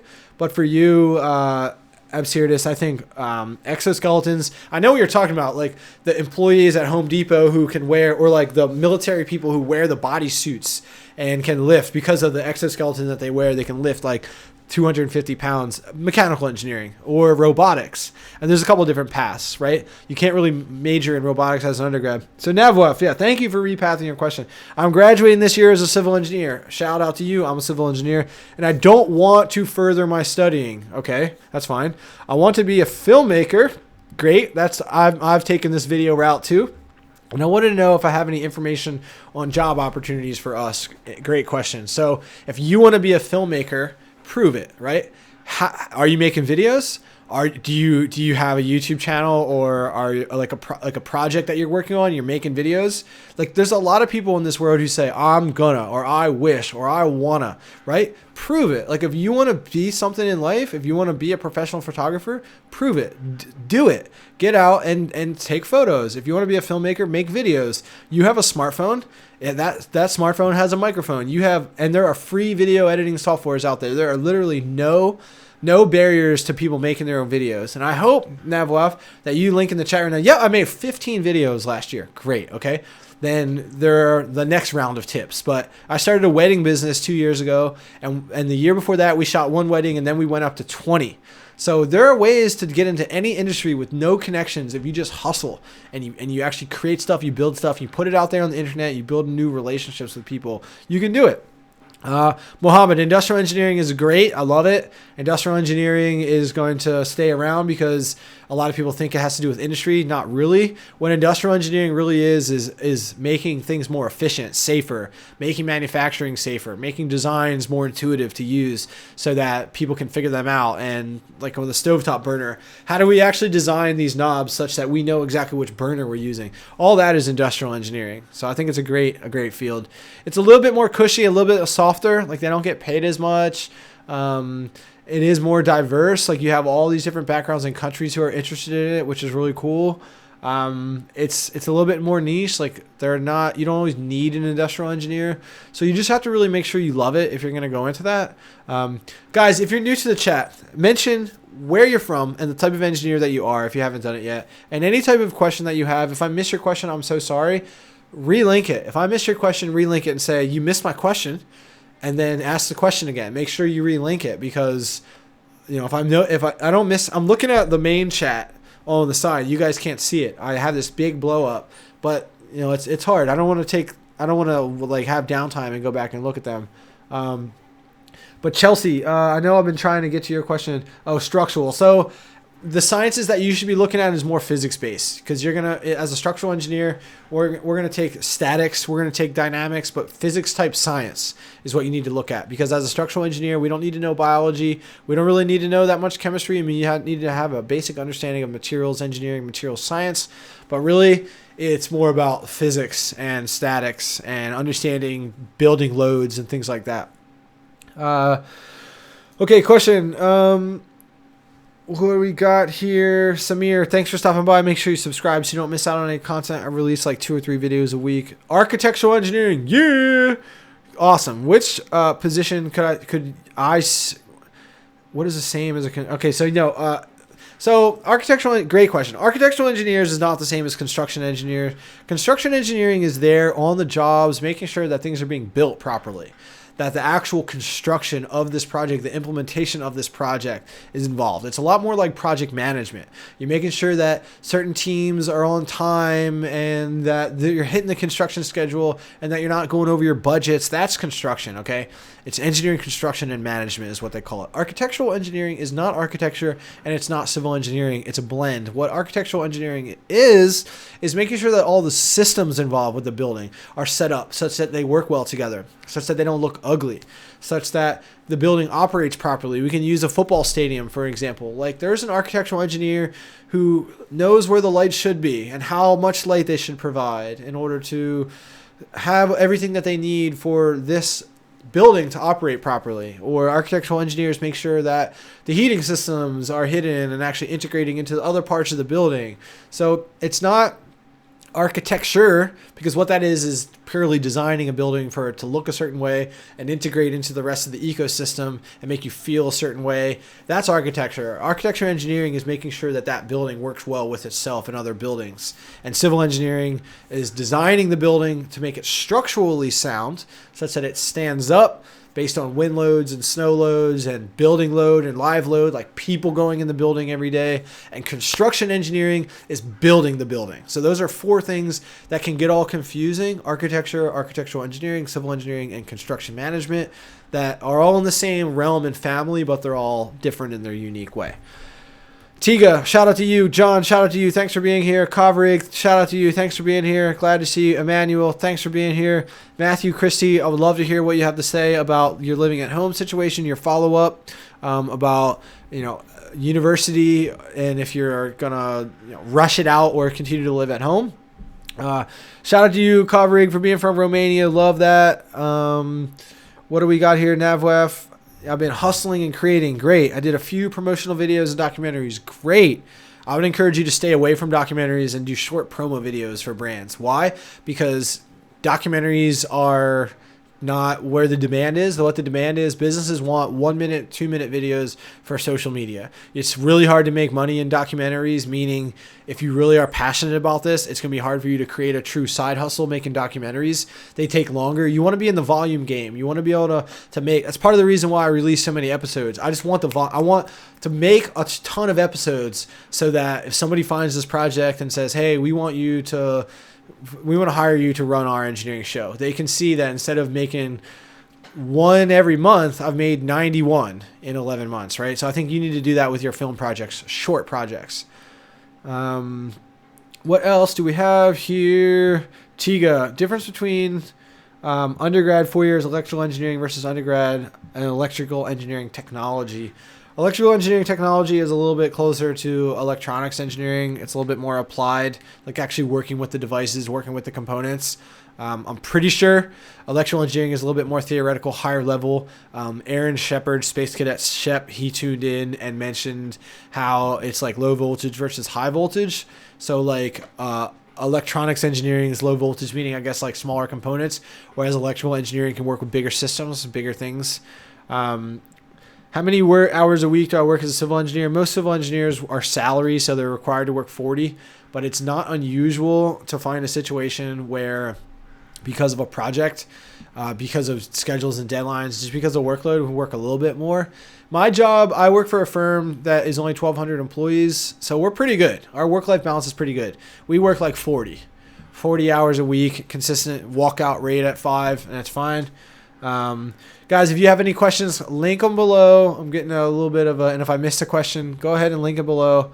Best time to do an internship after every year at college. You can literally get, great question, Esmeralda. If you're new here, make sure you subscribe. If you want to join the 1% Facebook group, there's a link in the description. The best time to do an internship is, it's a little challenging to get one after your freshman year, but you can. You can if you do informational interviews, you build good relationships with your professors, you join an engineering club, you connect with as many engineers as possible, you go to job fairs, and you're actually getting out there and building relationships. It's all about the relationships you build, Esmeralda. So let me know where you are in your engineering career as a student. Let me know the type of engineer you are in the metropolitan area, like your city, and I can probably give you some more tips for that. Jim, Lanos, thanks for mentioning that. I interviewed electrical engineer from California who was working at Tesla at the time, and that video is called "How to Get a Job at Tesla." If you're interested in Tesla, make sure you check out that video. I'm also a board member of the Mars Generation, and we talk a lot about getting jobs at SpaceX and things like that. Hackerspace is real. Yeah, so my blog writer Hamza Wahid goes to hackathons. So Jim Lanos, thanks for mentioning this. But he comes back from these hackathons. He's gone to like 2 or 3 and is just so excited about the conversations that he has and the people that he meets. So he totally agrees with what you're saying about hackathons. Help people see the things that they can do. Yep. Love this. Jim, if you're not in the Facebook group yet, which I don't think you are, make sure you join. There's a link in the description to join the 1% Facebook group. Oregon State is a great school. Oregon and Oregon State. Oregon State, I think, is even better with engineering. The professor that started my college or my video sort of career, I did camera research with him. He got his undergrad from Oregon State. Great school. Great school. San Antonio, what up? Texas electrical engineer. Thanks, Juan. Make sure you subscribe because I release videos like 3 times a week. Actually, okay, Toby, you need to get in the 1% Facebook group too. I love this. So I just had somebody reach out and say, hey, I'm going to be 35 when I graduate. Is it too late? And I could tell that they're self-conscious, just like your question. You're self-conscious. It's not too late. It's not too late. I had an overwhelming amount of the community, like Adrian chimed in, was like, yo, bro, I'm going to be 34 when I graduate. Somebody else came out, I'm going to be 37 when I graduate. It's okay. It's okay. I did a video about going to community college first and getting your 2-year in engineering, even doing it on the side at night and then going back to get your full 4-year. And people love it. They want to know. I'll get to the glasses question in a second. Thanks, Mohammed. They want to know if it's okay, if it's too late. It's never too late to change your life. It's never too late to follow your dreams and pursue your passions and look after your family and make more money than you could if you didn't have that 4-year engineering degree. It's never too late. It's never too late. What it comes down to is 2 things. The beginning of this video was about motivation and how you can find that motivation. And the first number 1 step is you need to believe that you can do it. Okay. And then once you believe that, you really see yourself truly accomplishing that and becoming an engineer at 39, which means that you still have a ton of your life left, a ton, probably more than half of your life in front of you. Okay. And it's worth it to change your life. If you really believe you can do it, you have to believe. And then on a day-to-day level, you will be able to deploy the actions to be successful, to actually accomplishing that goal. And don't worry, you don't have to be sorry. These glasses, I think, are Boss Orange is what it says on here. And I'm funny. So I started wearing glasses when I was 8 years old. I'm 30 now. And, I got picked on and made fun of my whole life. So I couldn't wait to get contacts. I did when I was 16. I wore contacts without ever wearing glasses again from 16 to 29. And then a year ago, I got a really bad eye infection like twice in a row. And then I started wearing glasses because of that eye infection. And then I got a bunch of glasses compliments at work. And I was like, wow, maybe I'll try this glasses thing out. And I haven't gone back. So it's been cool. What else we got? Hey, DP. David Plotnick. How do I become a board? There were 10 spots, and I kind of had lucky timing to become a board member. And I don't know if we're taking new members. Also, like a lot of the board members, like me and Aaron are young. Some of the board members are like working. They have backgrounds in working in NASA. I should make sure to say there's 2 boards. There's a student space ambassador board. So we're kind of we're in charge of like making sure that the students have everything they need. And then we have a real board, which on that board is like real astronauts, like a board for the Mars Generation. And then a SSA, student space ambassador board. I'm on that board along with Aaron. Like Yogli would probably be a good fit for that because she's an astronaut. So stay tuned in. DP, I don't know. Did you actually join the Mars Generation? I don't remember. Are you a student space ambassador? That's basically like it was like $25. You get a T-shirt and all that. Chelsea, so great question. I think I'm going to answer your question like this. It doesn't matter what I prefer, but every person has a certain time of day where they are more productive and they have more energy, and it's kind of like their golden zone of productivity. You need to figure what that is for you. For me, that's not necessarily the morning. Like some people like 8 a.m. classes. If you are a morning person, if you like to get up and work out and, get your day started, then you should probably take morning classes. If you hate morning, if you're more of a night owl person and getting up in the morning is hard, don't take morning classes, right? You always have to figure out be self-aware, figure out what you need to be successful. Figure out what you need to crush it in life and set up your schedule in accordance to that. Jim, thanks for the question. Do I think that 1% can be done 10% to the next year's? I don't know what you mean. Do I think that the 1% can be done 10% to the next year's? How much job and what? I don't know what your question is. Okay. How much? I'm sorry, but I don't really understand your question. So maybe break it down. Like, what is the question? Free internet. Yeah. Well, if you want to talk about the democratization of services and products, we see free stuff all the time. Like what was once very, very expensive 10 years ago is now very, very accessible. Like if you wanted to make a website 20 years ago at the beginning of the .com, if this was 1998 instead of 2018, it would cost you $100,000 to make a website. Now you can have a website for free. Okay. It's the democratization of products and services. That's what Google does. This is what Facebook does. Like OBS, I'm streaming live on OBS, open broadcast software for free. When there used to be companies once upon a time that would charge people like me a ton of money to do this. Now I can do this for free. YouTube is free. Google is like 50 different brands. They offer all this stuff for free. Okay, so good question. So Jim, if you have a follow-up, 1% of engineers I still don't understand what is your question. Jim, what is the question that you're trying to figure out? Like, do I think that the 1% can be done 10%? I don't know what your question is. So I would love to help you. I'd love to respond, but I have to understand the question. Mohammed, I'm still a freshman and my GPA is 2.87. That's fine. My GPA was way worse than that after freshman year, by the way. And is it? Yeah. Well, no. Out of 5. So can you raise your GPA from, let's call it like a 3.0 to a 4? Yeah, you just have to get good grades. So just make sure that you're crushing it. Like you can raise it. They have things like GPAcalculator.com. You can figure out what you need, but you basically need to just make sure that you're getting B pluses and A minuses for the rest of it, and you can have a 4.0. But just do your best to get A's. Like maybe take some classes where you know you can get A's just to boost your GPA. But yeah, it is possible. Crunch the numbers. Go to GPAcalculator.com. You can figure it out. I'm glad you joined the Mars generation. Honestly, David Plotnick, I'm pretty sure that you paying that $25 makes you a student space ambassador. That's what that is. I'm pretty sure that's what that buys you the ability to say it. You got the card, you got all that swag kit, you got the t-shirt. I'm pretty sure you're considered a student space ambassador now.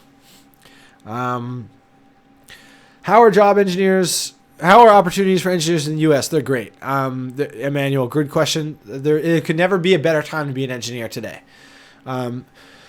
Isn't civil engineering major growing very much? Yes. Okay, so I get this question a lot. What's the future of a certain type of engineering or other type of engineering? Civil engineering is always going to be great because civil engineering, like human society and our survival depends on civil engineering. We always have to build new roads, build new buildings, build new infrastructure, build new foundations for these roads and these buildings. Make sure that we have clean drinking water. Make sure that our transportation grid is safe and working properly. And make sure that we're managing the environment and not polluting the environment. Like these are all different niches and genres within civil engineering. Constructing things, maintaining our coastlines. None of this will ever go away. Unlike something like petroleum engineering, because if we stop using oil, that goes away overnight, right? So civil has a great future. And as we continue to grow, I don't know if you've looked at the population graph, but we are an exponentially growing population as the human race on this world. We're going to start to colonize places like Mars. We might make a moon colony. I don't think so. I think we're going to skip it and go right to Mars. You see this bumper sticker right here, the Mars generation, right? You guys know I believe in that. But civil engineering has a great future. It's never going to go away. We're never going to have robots that design buildings for humans. That's not going to happen, not for a while. So it has a great future. Guys, if you just joined the chat, if you just joined the stream, leave your questions below. If the 24 people who are live right now have been in this chat the whole time and don't have any more questions, then I want to know, what is your top goal for your engineering student or engineering career in 2018? What are you constantly spending time thinking about? What are you trying to achieve? Tell 1% Nation, what is your goal? That's all the word scholarship. What are you trying to accomplish? What would change your engineering future, your life, your student road, whatever? What would change your career trajectory if you were able to accomplish X, this? What is it? What are your goals? What are you trying to do this year? And we can talk about that and how we as 1% Nation can better help you achieve that. Chelsea says, I already answered that. Mohammed says, yeah, I answered your question, Mohammed, about the GPA. You do have the ability to improve your GPA by 2.87 up to a 4 out of 5. If you get B pluses and A minus as a minimum, you can do that. Are there opportunities in the automotive industry for an EE? Absolutely. I mean, cars nowadays are more and more run by computers and run by electronic systems, and they need code. So they need mechanical engineers who know electrical engineering. They need electrical engineers who work with those systems. So absolutely, you can work at Tesla and Mercedes, Toyota, Ford. These are all companies that are generally at the forefront of technology. Those are the types of companies that you would want to work for. What are some good engineering scholarships? So Juan, I don't know if you've seen the video I made about scholarships, which I did. It was a collaboration with Justin Schaefer, who won $200,000 of scholarship money when he was an environmental science major at Howard up in New York. So it depends. I mean, you need to look at Juan Lopez. I would imagine that you're, Latino. So I would look at scholarships that are set up for Latino Americans. That's what I would do, or whatever country you're in. Because they will prioritize you. You're more unique. You're more special and more eligible for those. So look at the scholarships that are awarded for students in your state. Look at the students. Look at how you can have some advantages, like just applying to scholarships for anyone. What's up, Adrian? Thanks for stopping by, man. Adrian, we were chatting last night. I don't know if you're a different Adrian. I don't remember your YouTube thing. Your YouTube picture looks new.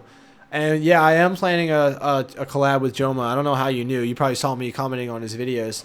But yeah, so I think, Juan, to get back to your question, you want to look at scholarships where you're more unique and you're a better fit for that scholarship, right? And I think going to your career services at your university or talking with your high school about eligible scholarships, or just Googling around for like scholarships for Latin Americans in Texas, like that's what you should be looking at. And if you are Latino, you should join SHIP, Society of Hispanic Professional Engineers, because they probably know all these scholarships and all these awards that are set up to be given to you. And what I'm talking about is that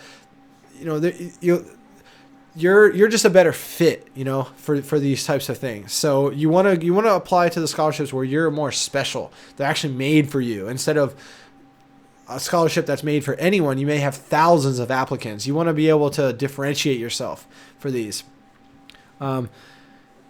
So yeah, Adrian, I'm curious if I want to almost look this up right now, but I'm like afraid to look around while I'm streaming. But anyway, so back to the question. So guys, I am planning a little collab with Joma. I've been emailing with him. He's got a small little channel that's growing, rising. I haven't done a collaboration with a software developer, software engineer, programmer yet, computer science major yet. There's so many people who want to know that stuff. I need to do it. What do we got here? Deadman, your goal is to raise your GPA, get into engineering frat. That's good. Really good. Those are good goals. I think joining an engineering frat is a really good way to have some tips for the classes that you need to pass, because in a fraternity, you're going to have a whole bunch of guys who've passed those classes before you, and they can help you pass.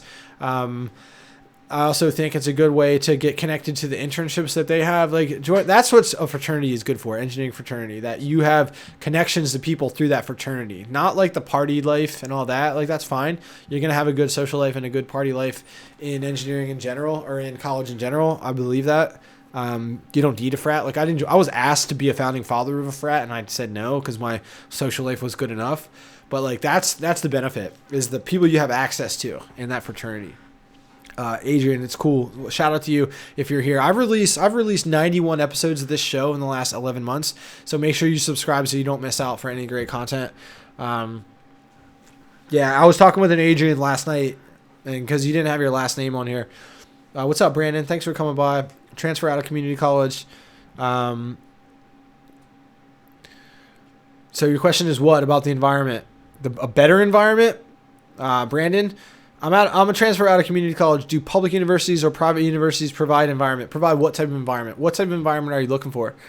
All in one. My goal is to get more field experience while maintaining a good GPA in my civil engineering degree.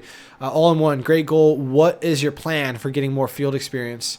Dead Man Walking, which EE YouTube channels do I recommend? So there's very few what I would call engineering influencers out there who are doing what I'm doing, and they are building a community and an audience talking about engineering. Very few. So the best YouTube channel with electrical engineering is Major Prep. His name is Zach. I've done some collabs with him. I did a video on how I got into grad school on his channel. He's got 42,000 subscribers, and he is an electrical engineer from college and or from California. He worked for a year before really going full time on his YouTube channel, and also he tutors.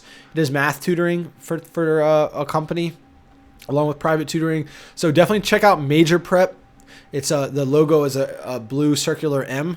And I see Emmanuel mention this thing called Electro Boom. So I find that a lot of the engineering content, Emmanuel, it's Major Prep. Major Prep is the channel that you guys need to check out. Major Prep. This one. That. It's a guy named Zach. He's from California. He's in the 1% Engineer Facebook group all the time. He's an electrical engineer. So if you Google things like computer versus electrical engineer or electrical engineer salaries, he has all the top videos. His stuff is great. Yeah, thanks DP. I'm glad. Yeah, he's got a whole bunch of electrical engineering videos. So, okay, guys, what questions do you have? I'm kind of seeing a trickle down in questions. There's 30 people live right now. For those of you who have joined the chat in the last 10, 20, 30 minutes and haven't had your questions answered yet, drop whatever questions that you have. What are you trying to figure out? What are you trying to achieve? How can I help you better reach your goals? What questions can I answer for you so that you have a little bit more clarity about your engineering journey in 2018? Drop the questions below because I want to help you out with those. Chelsea, you're in high school right now. I want to win the competition for Pasta Bridge that can hold the most weight. That's awesome. I don't know if you're still in the chat, but let me know. Let me know what you're up to with that, how we can help you with that. We got some structural engineers in that. And thanks, Jim. I really appreciate it. SO, great. Your goal is to pass Calculus BC and get an A for AP credit. Love that. I'm glad you guys follow Major Prep. Really good because Zach's channel is the best. Goal is to raise my GPA. A lot of people have goals to get a better GPA. Absurdus, this is great. Emerson, my goal is to get into Georgia Tech this fall and succeed in calculus this semester. That's great. If you can get into Georgia Tech, let me know. Let me help you with your application, with your essays, because it's hard to get in, but I know you can. And if you can go to Georgia Tech, that's like a badge of honor for your engineering road, your engineering journey. Amen. 200. Is it possible to work in the U.S. with a foreign engineering degree? That's a good question. So even when I was in Canada, as an American, as an expatriate, it was easy. But people, even who came over from Europe, it was not always the easiest to work as an engineer with a foreign degree. So I think it depends on the company that you want to work for, the sector. It probably depends the country that you come from. Like if you come from India, IIT, which is like the MIT of India, it's probably fine. But it's going to depend. Like if you come from some smaller school that's a little bit more no name, maybe not. But it's going to depend. Maybe incorporate some more information so I can help you with that. So Juan, this is good. I'm recognizing this trend. People are asking, when can I start to find apprenticeships or internships? You want to start right away. You need to start looking for a full-time job, which involves getting internships along the way. Freshman year, when you begin, your job search, your internship starts your first day of university, okay? So what you need to be doing is joining engineering clubs, building relationships with people who are older engineering students, building better relationships with your professors, getting out there and going to job fairs, going to networking and professional events. You need to go to career fairs and follow up with those career fair people, and then look for informational interview opportunities where you can go to a professional that you met and said, hey, I really like what your company does. I would love to just come in and ask you some more questions about what you guys do. That's an informational interview. You're not asking for an opportunity. You're not asking for a job. You're just building a relationship. You're trying to figure out if this company is the right one for you. And if they give you the opportunity to come in there, what's up, Random Funds? If they give you the opportunity to come in late, or to come in and for an informational interview, and they like you and they see that you're ambitious, you can then maintain the relationship over email, send that monthly update email. Hey, I saw that your company's doing this. Hey, I'm up to this. And then by the time you're ready to ask for an opportunity, an internship, they will give it to you. Okay.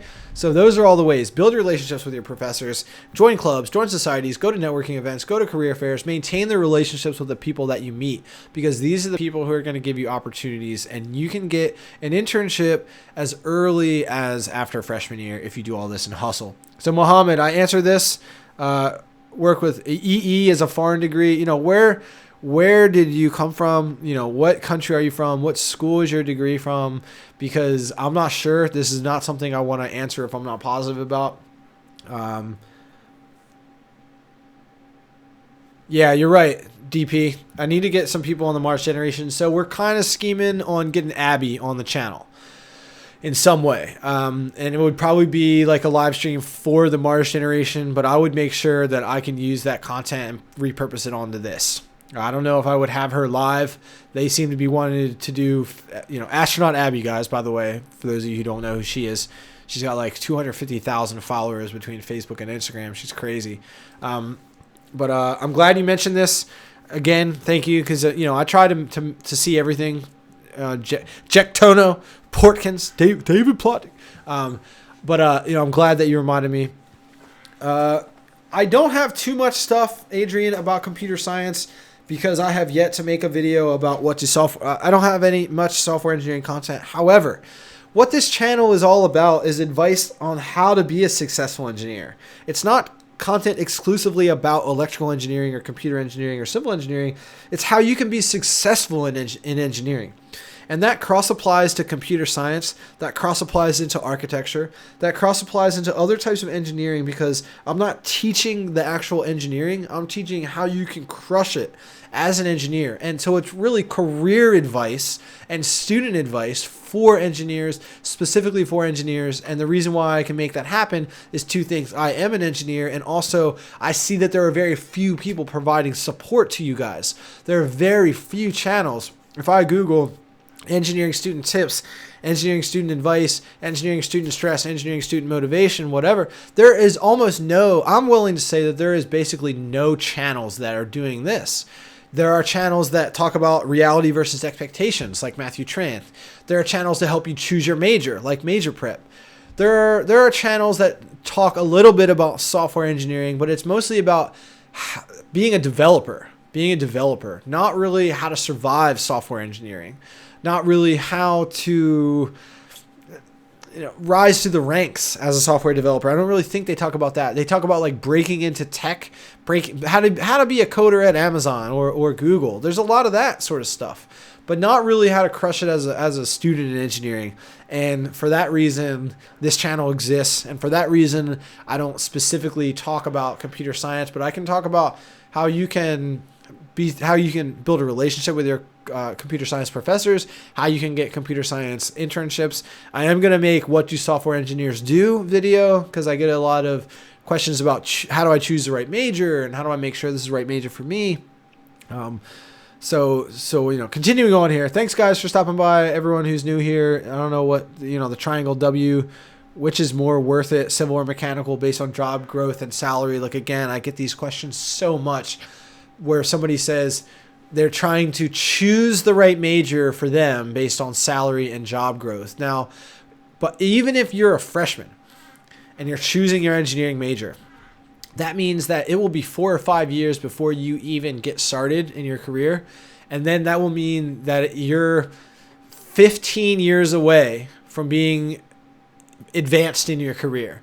It is impossible. It is impossible to make predictions on what the job market will be like 5 years from now, 10 years from now, 15 years from now. If you go back 20 years, guys, the internet wasn't even widely a thing yet.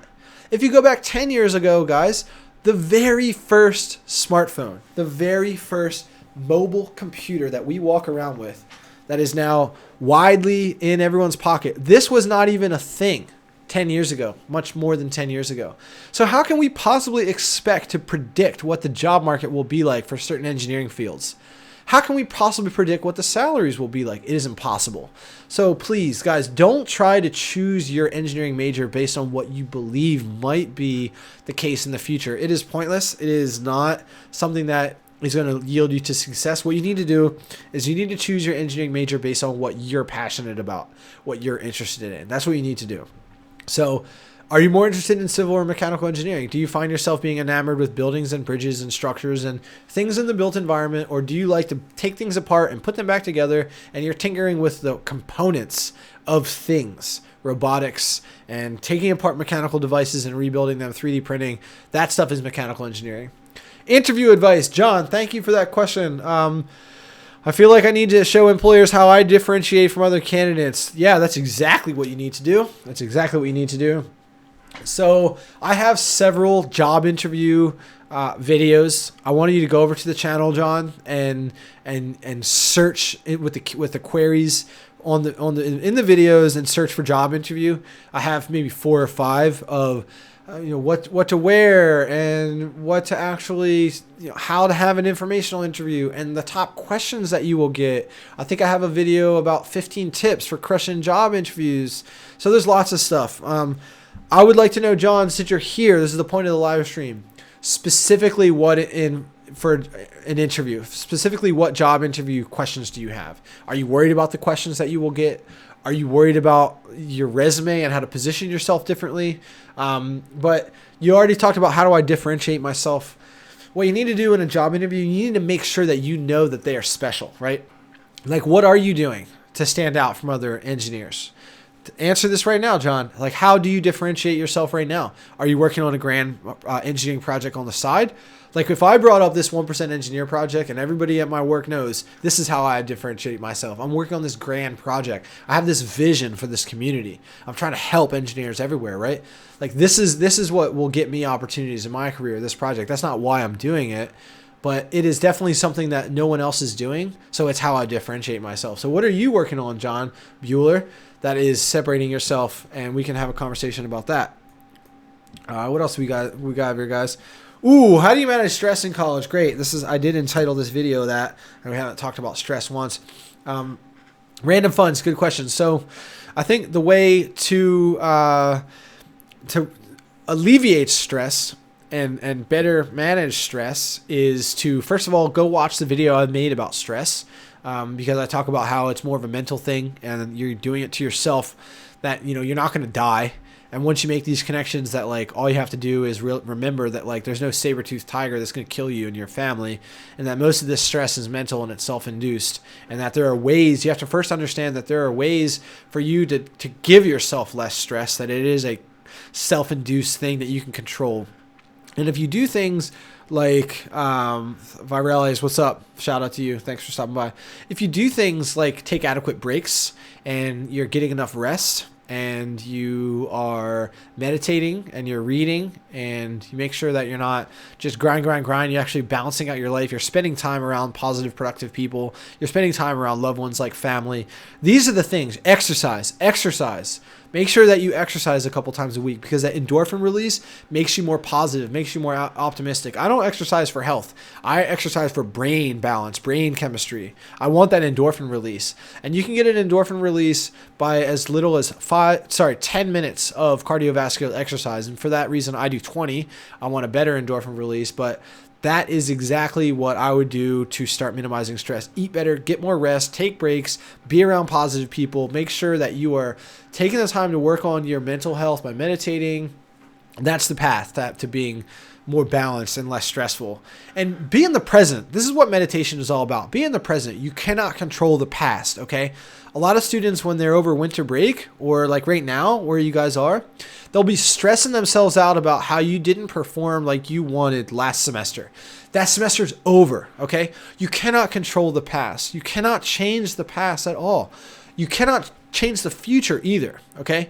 You cannot control if you're going to get that job opportunity of your dreams. You're not going to control if you're going to pass, but you can do the best that you can do right now, today, right now. How can you study tonight?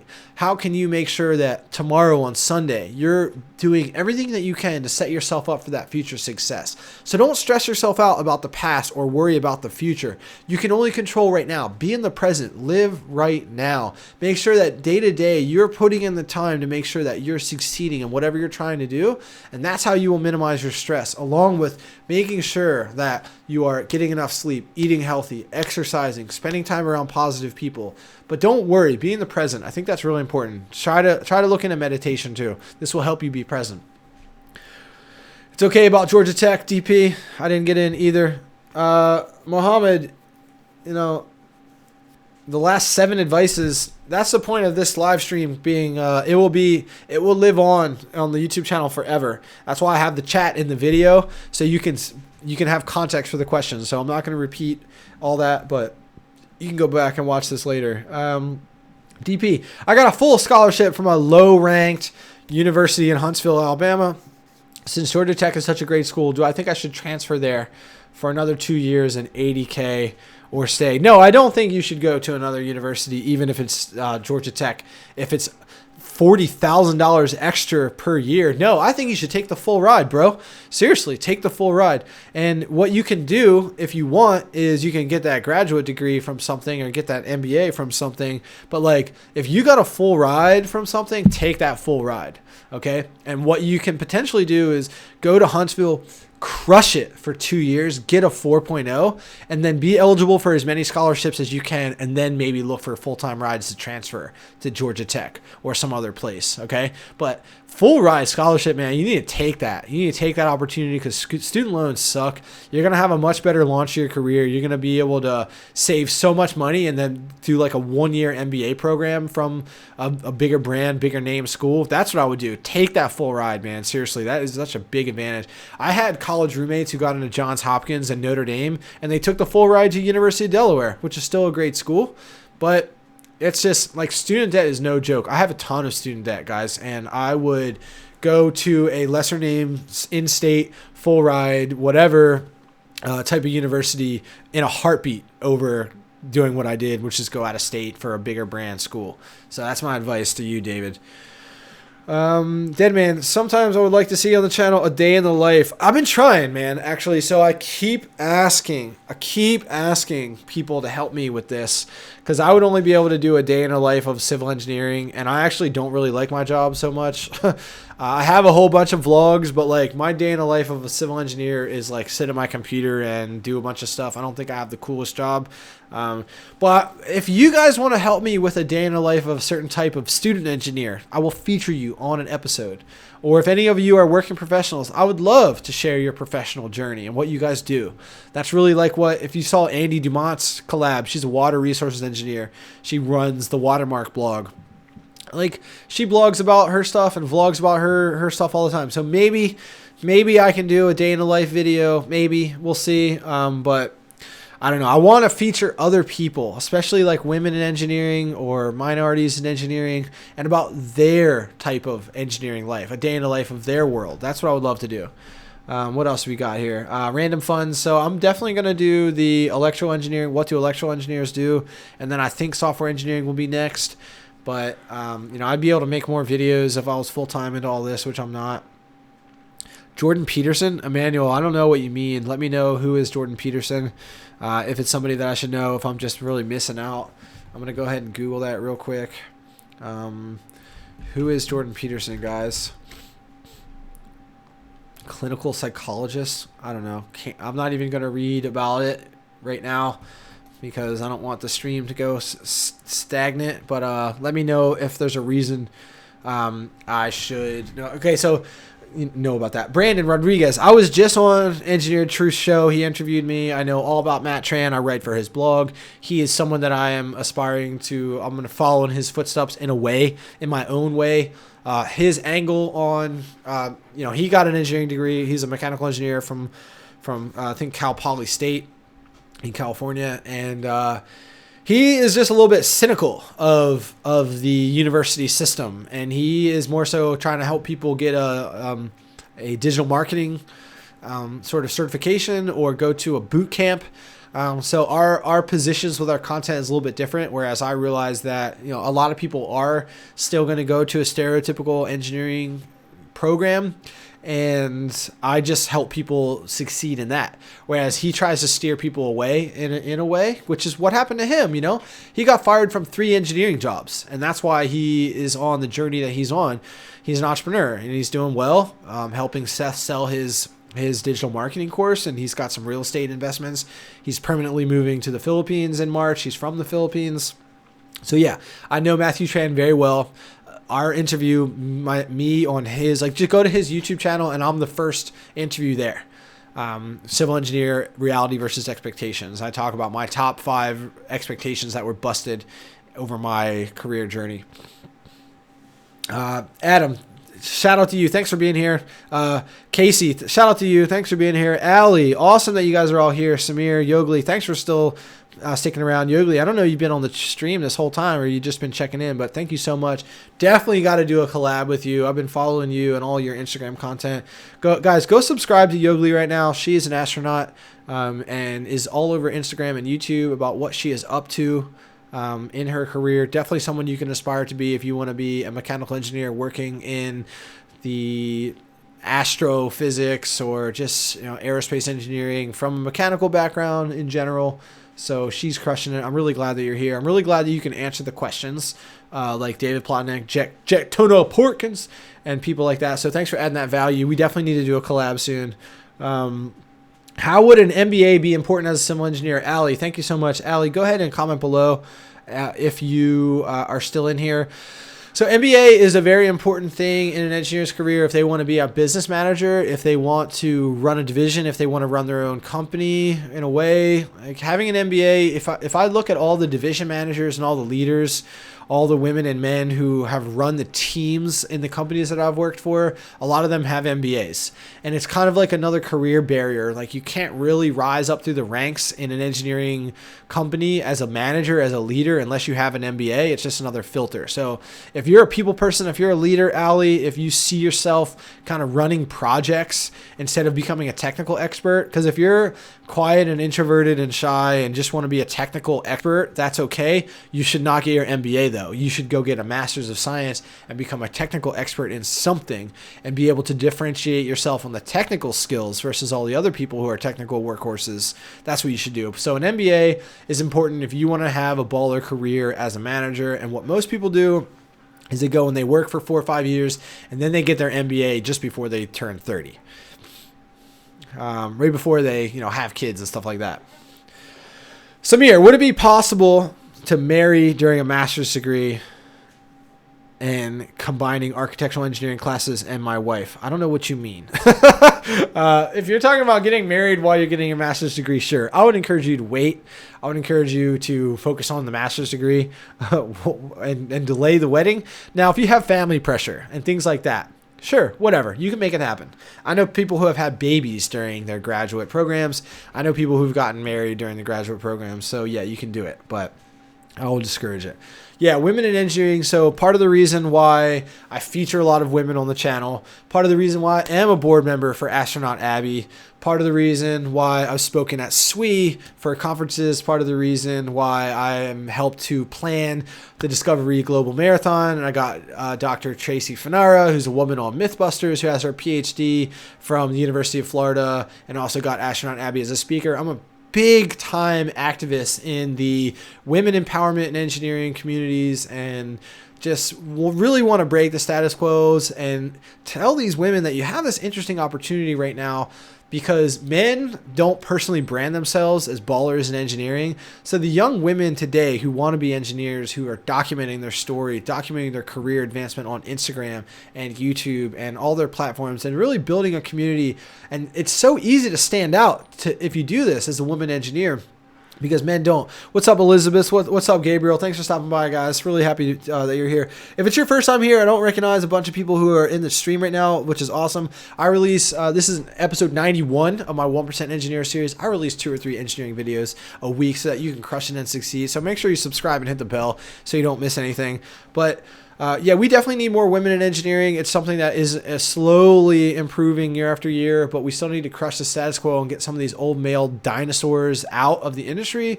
And that's what we're really doing as, new progressive engineers who are being feminists and activists. And that's one of my biggest missions. I really don't like to have white men on my show because that story is old and boring.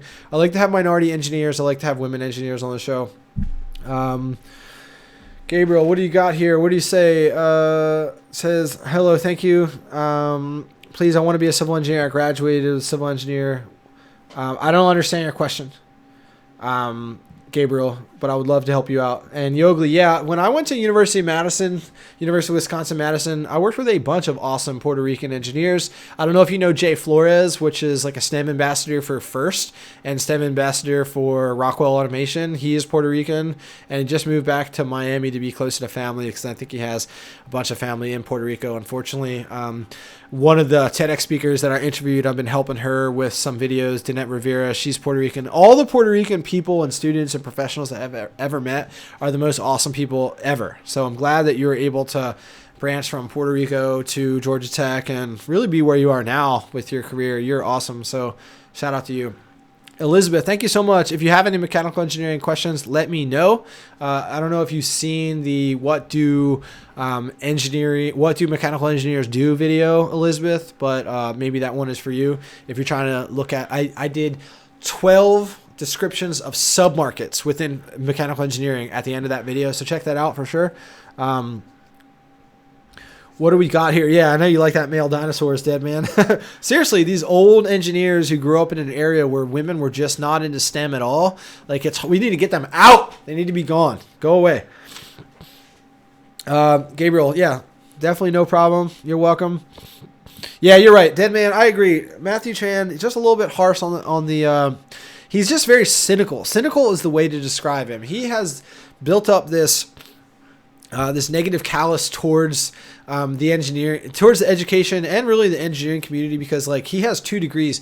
He got a degree in psychology and then realized that he couldn't get a very good job in that. And then he went back to school and got a mechanical engineering degree and then was very unsuccessful with that too. He got fired from 3 jobs. So he doesn't really tell too many people that. The only reason I am telling people that is because he went public about it on a podcast. He was on the Breaking Into Startups podcast, and they talked to him about that. They're like, yo, why did you start all this stuff? You got fired from some jobs, right? And he was like, yeah, I got fired 3 times from 3 different mechanical engineering jobs. And I was like, what? I couldn't believe that. I didn't know that. I've been following this guy for years, and he went public about it. And then I started to understand his cynicism, his negativity about the education system. And what's up, Adriel? What's up, Ali? Thanks for the questions. Really appreciate it.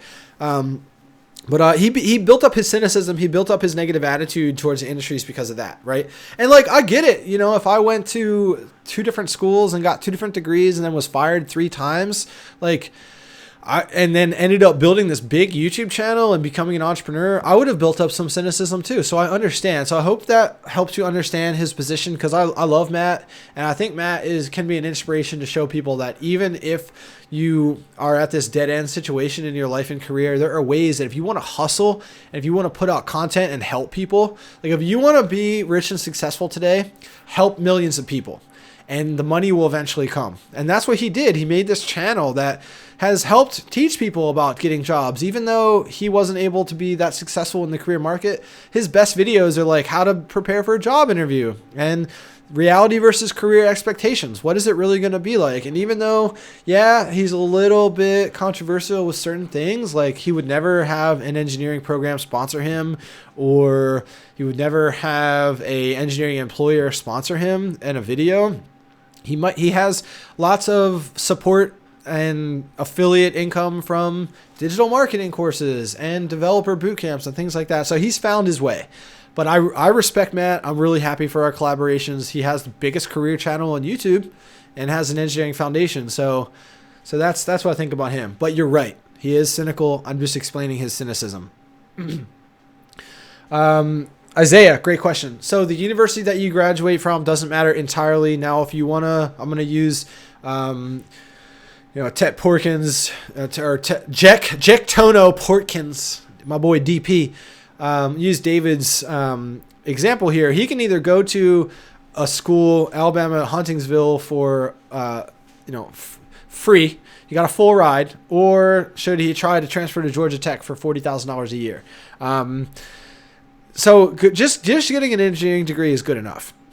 If you build good relationships with people, you're going to be fine. Okay. Now, if you go to a higher name school, that brand, that alumni network around the country is going to do really well for you and your personal outlook in your career. So yes, you will have slightly better advantages with a bigger name school, but you can still build relationships with your network and your community yourself. You can put in the hustle yourself, and that's what you most likely need to do. So I would encourage you to stay in state, to go somewhere local, to go somewhere that's more cost effective, that's good enough, and don't worry too much about like a Stanford, Berkeley, Harvard type of thing. Don't worry too much about that. It's more about the relationships that you make at your university.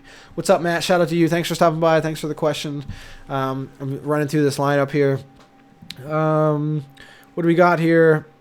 What do I think makes people who aren't minorities or women want more in the field? Be neutral about it.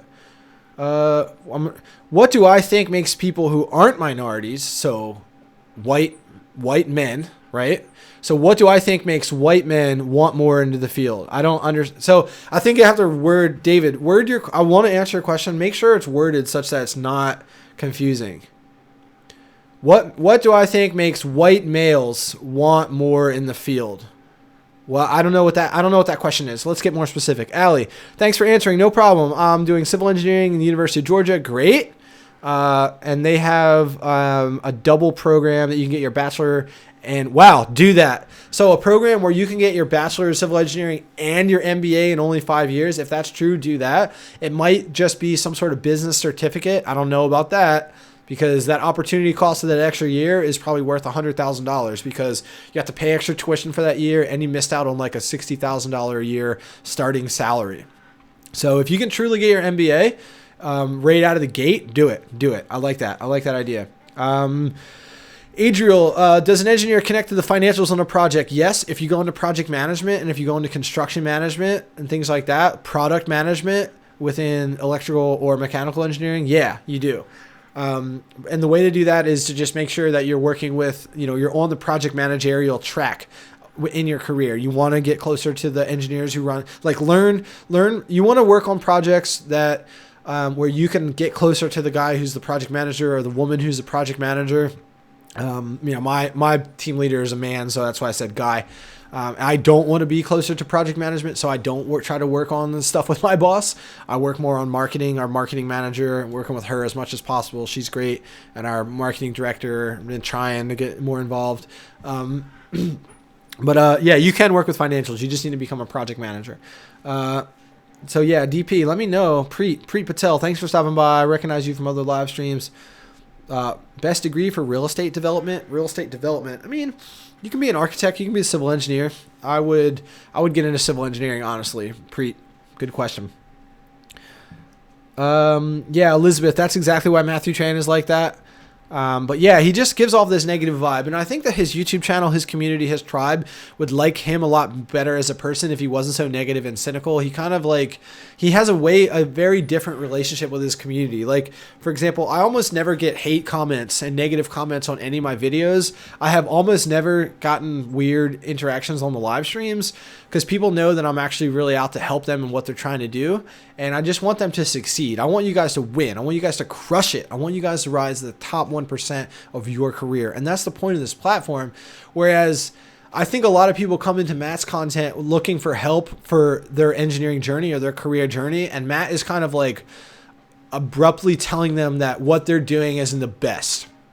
So it's kind of like for the people who want to accept that, maybe that's okay. But like most people, they're not looking for that as a response to their problems, right? So it creates this weird situation, right? So I don't know what is the best path for him and change that up, but it's definitely like this interesting situation, right? What do we got here? Also, I love this, DP, why are white men's stories so old and boring simply due to race and gender? They just are, man. It's because it's a non-progressive attitude. It's not about any disrespect either, but like generally this is what happens, David, okay? That when you are the person that was once in power or just a person who's old and things change, okay? Things become more progressive. Like if you're a 60-year-old, 70-year-old white man, once upon a time, you had less competition in your workplace. You made more money just because you were white. Okay. That's different today. So you're not as receptive to things that are changing, to breaking the status quo, to working right next to a Latinx engineer or woman engineer or black engineer. You didn't even have that situation when you started your career. And what generally happens with human beings is we base all of our views on the world from when we're young. Okay. We look back, like once you hit 25 and 30, we have basically made all of our viewpoints and judgments on the world that we ever will.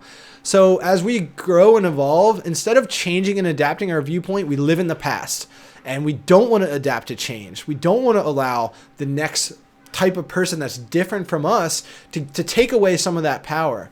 So therefore, that's why we see terms like old white male dinosaurs. You see it in politics. Look at all of our politicians. They're all old white men who don't think progressively because they grew up in an era where you would just be successful being a white man in America. That's all you needed to do. They don't want to relinquish any of that power. So therefore, being an old white man in America, you're disrespected just because of that, because you're not a Bernie Sanders type thinker. That you're not giving away some of that power and trying to empower the next type of demo, people who are, say, like gay male engineer. Okay, right? Like you was game over for you 20, 30 years ago, but now they have a voice at the table, right? Like now people who want to support women and want to support other types of minorities in an engineering workplace, like we have the ability as a young population to support all these demos. And this is why we throw shade at like old white male engineers, because that was the industry for the longest time. So we, as this progressive voice of engineers, we want to do our best to make sure that like we're sweeping away that as much as possible. Or if you still want to have a voice at the table, you can. You just have to make sure that you're listening to everyone. And I think that's important. That's one of the biggest things in this platform. No problem, Juan. Okay, what do we got here with questions? No problem. You're welcome, Dead Man. What do I say is the most interesting in civil engineering field? Matt Sylvester, good question. I think that whatever is embedded with tech, that's why I'm in transportation, because I want to work with drones in transportation. I want to work with driverless vehicles. I want to work with smart cities. So if you can be in something that is in tech, which is most civil engineering fields, I think a few more are a little bit more connected. But I just think anything that's embedded with technology, that's what I think is the most interesting. What else we got here, man? We've been streaming for over 2 hours. I'm probably going to cut this at like 2.5. So get in your questions, guys. But I'm having fun. I love the live streams because this live stream has oscillated anywhere between 20 and 30 people the whole time, which has been awesome. So thank you, guys. If you've been in the chat for like over an hour, if you've been on the stream for over an hour, drop it in the chat below. I want to give you a shout out. What do we got here? Been in America. Gabriel says, been in America for 1 year. Stay in Manassas. I don't know where that is. Graduated from a civil engineering degree in Africa. Awesome. Good for you. Congrats to you, Gabriel. What do you got here, Dead Man? Ali, he says, my school does the same thing. Yep. Awesome. Real estate development. Already answered that. Gabriel, I think you starting your civil engineering degree in America is a great call. Preet Patel says, how much physics is involved in civil engineering? A decent bit. So we have a little slightly more attachment to physics if you go into structural, because then you will take more dynamics and building loading, and it's kind of like statics, which is like physics, but things aren't moving as much. You have like wind loads on a building, or like snow loads, or live loads for bridges. Like all the cars create a dynamic load. So if you're interested in physics and you want to be a civil engineer, I would encourage you to go into the structural analysis and design. Also, there's this cool thing called fluid dynamics. So you could become a fluids engineer. That's a little bit more physics based. Like fluids is kind of its own genre of calculus and physics within fluids. So that's cool. Elizabeth Hernandez says, do I recommend to post your journey as a woman engineer on social media as a way to motivate other girls to become engineers? How important is that? I think it's massively important. I think, Elizabeth, even more important than inspiring other people is that's really good, but like you will inspire them because you document your story and because you stand out and because you will have more opportunities and because you will be more successful from telling that story. That's how you will inspire them. Like, I encourage you not to tell your story to inspire. I encourage you to tell your story so that you can stand out and have the most success in your career and you can crush it. And that success will therefore be inspiring. It's a result. So I would say that don't tell your story just to inspire. Tell your story because that's definitely a way for you to stand out. And use Yogli, who has been up in the chat. I don't know if you guys can probably scroll up and see that, find her.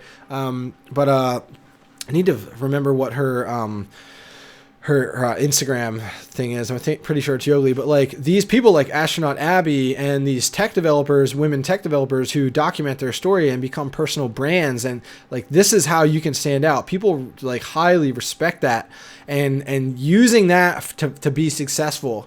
That's really how you can crush it. Yeah. Yogli doesn't have her full name on her Instagram, but yeah, she's got over 4,000 Instagram followers crushing it. I've been following her for a long time. So that's what I would encourage you to do. Absolutely. Stop putting photos of your food on Instagram and talk about engineering stuff and take it even one step further and go from an Instagram to a blog too. Be an engineering blogger. And yeah, so DP, do I think it will hurt my career? No, not necessarily. A good question. The question is, do I think it will hurt your career as a white male to not participate? I think I watch your involvement with stuff online. And I came from a very conservative right-wing place, a very conservative right-wing household, an area that taught me all these things. And then I went to university and I met people from around the world. And then I worked in Vancouver, British Columbia, and met even more people around the world. And I broadened my view. That was more than just in my... What's up, Joseph Armstrong? Thanks for stopping by, man. I broadened my view and I learned from the people around the world that I wasn't able to connect with in my small town in Maryland, or if I'm from Illinois, like UDP, or wherever. But I was able to broaden my view on the world, and after that became very progressive because I realized that the way that my small hometown right-wing conservative, non-diversive, non-female empowerment community thought about the world, and I realized that it was wrong. And then I made my own judgments.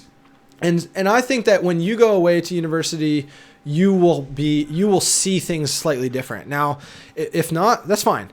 And if you don't want to participate in any pro-diversity things, that's fine. There's still plenty of stuff that doesn't even concern themselves with that at all. You can just get involved with activities to be a better aerospace engineer and just be very career focused. I think that's fine.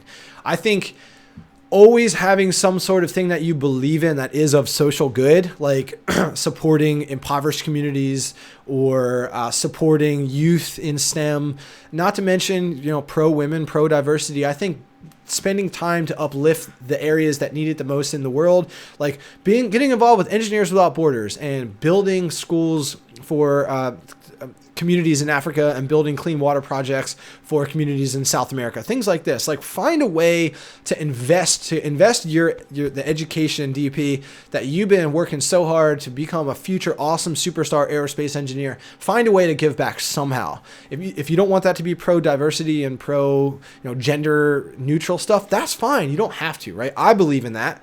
And that's a big part of this platform. My way of producing social good is by uplifting young women engineers and young minority engineers to make sure that they can crush it and make sure that they know that they can be successful. Do you have to do that too? Nope. But I encourage you to find some social good. What else do we got here? How do you develop your soft skills? Adrian, give me a shout out if you are still in here. Joseph, I'm going to get right to your question because you are a legacy 1%er and I want to answer whatever you got. Which do I think is more important, diversity of thought in a company or diversity in race and sexuality? Great question. That's like a deep question if I'm reading this properly. Which do I think is more important, diversity of thought in a company or diversity of race and sexuality? Well, I think like the days where a company can get by and not have diversity of race and sexuality, meaning they give lots of opportunities to minorities like non-white people, and they give women just as many opportunities as men. I think that those days are numbered. Like, if you want to be a company that, like, first of all, it's illegal to be outspoken about how you don't hire minorities and how you don't give women positions of power. So first of all, you're not even allowed to announce this. But if you have a trend, like what Uber experienced last year, if you have a trend of having no women in management and having, slightly more white people than you should, or like Donald Trump, his whole board of advisors is old white men, and he gets a lot of criticism for it. I think that those days are numbered. So I think it's very important for companies to think diversively in terms of the innovation and the stuff they do. But I think it's also important to have a team of people who are diverse. And I think you will see more and more of this in engineering and tech and in business in general. We will see teams of more women and teams of more minorities who come from different backgrounds, not just a bunch of white people, because that's how you make the best decisions. You have the most diverse teams. And that's what I see companies doing. So I think it's really, really big. So Adrian, are you still in the chat? Y'all want to, if you're around, just to answer, how do you develop your soft skills? You work on them. You practice going out into the world and just having conversations with people and try to do informational interviews. That's how you will get better. Go to as many social networking events and go to as many, join clubs, join societies where you can go to events. Working on your social skills is like, your soft skills is really how can you converse? How can you communicate? Can you have a good conversation with people just in the workplace and professionally, like with clients and with partners and people like that? That's what you need to do. You just need to do them. How do you get better at stuff? You do it. Last question, Deadman. What would I recommend a shy, introversion person do who wants to rush a frat? Good question, man. So what I would encourage you to do, Deadman, I guess you're still in there because you just mentioned it. So what I would say is you should develop a skill that can help the frat. So if you can build and help manage the frat and its website, that's valuable, right? If you can run a social media account for the frat, like their Instagram or their Facebook, that's valuable. If you know how to manage the data, or if you can help them like manage a Shopify store to sell merch, if you can help build them an app that connects them with girls in sororities, or if you can help, I don't know, but add some extra value that like the typical, like what a frat really wants mostly is like guys who are cool and who are going to like mix well with sororities and people who are going to boost their social life, right? So if you're shy and introverted, you need to think outside the box. Can you help them do something that's going to be for the greater good of the fraternity, that's going to add value? Manage a website, manage social media. Can you write articles? Can you create content about like university life and like things that are going on next week or in 2 weeks so they can like run a blog? Can you run a blog for them? If you want to help them make videos, can you pick up a camera and figure out how to make videos? If you want to start like, you guys should start a podcast for your fraternity.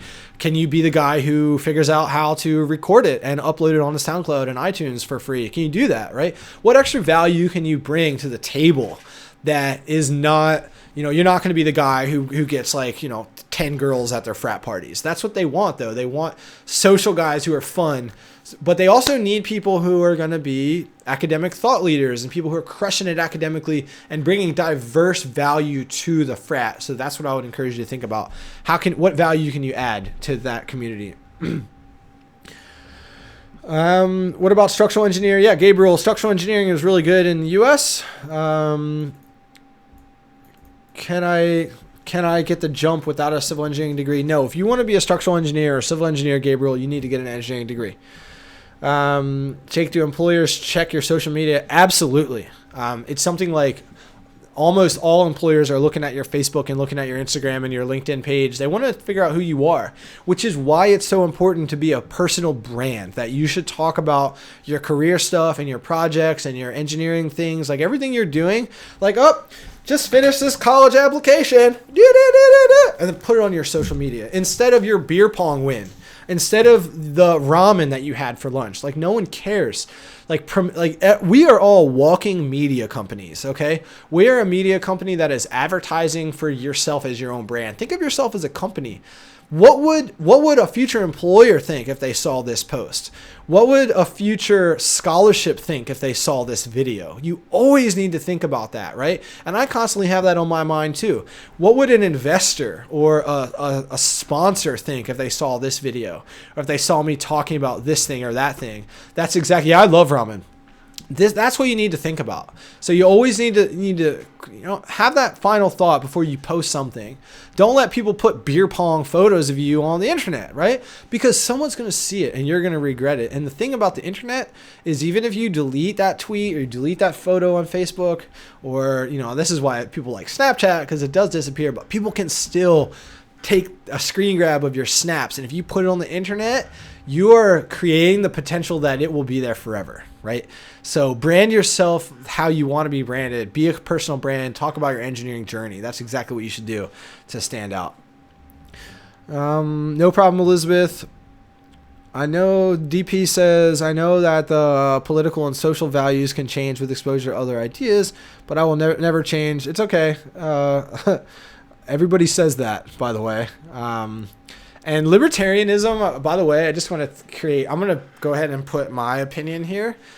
The libertarian movement is created by big business. The libertarian movement is created by big Republicans, because government and regulations to taxes and regulations to the environment. This is why America is the only country in the world who questions global climate change. Big business has lobbied to create the libertarian movement so that you have a whole bunch of people who say, we don't want any government, which is ridiculous, because government is what keeps you alive as people, as citizens, and government also keeps big companies in check.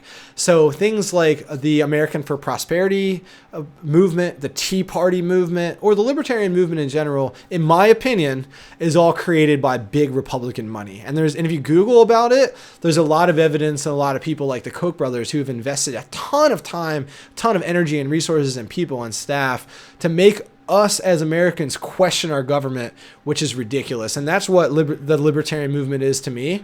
So I'll be curious of, what you think about libertarianism in 5 years and 10 years from now. So that's my view on that.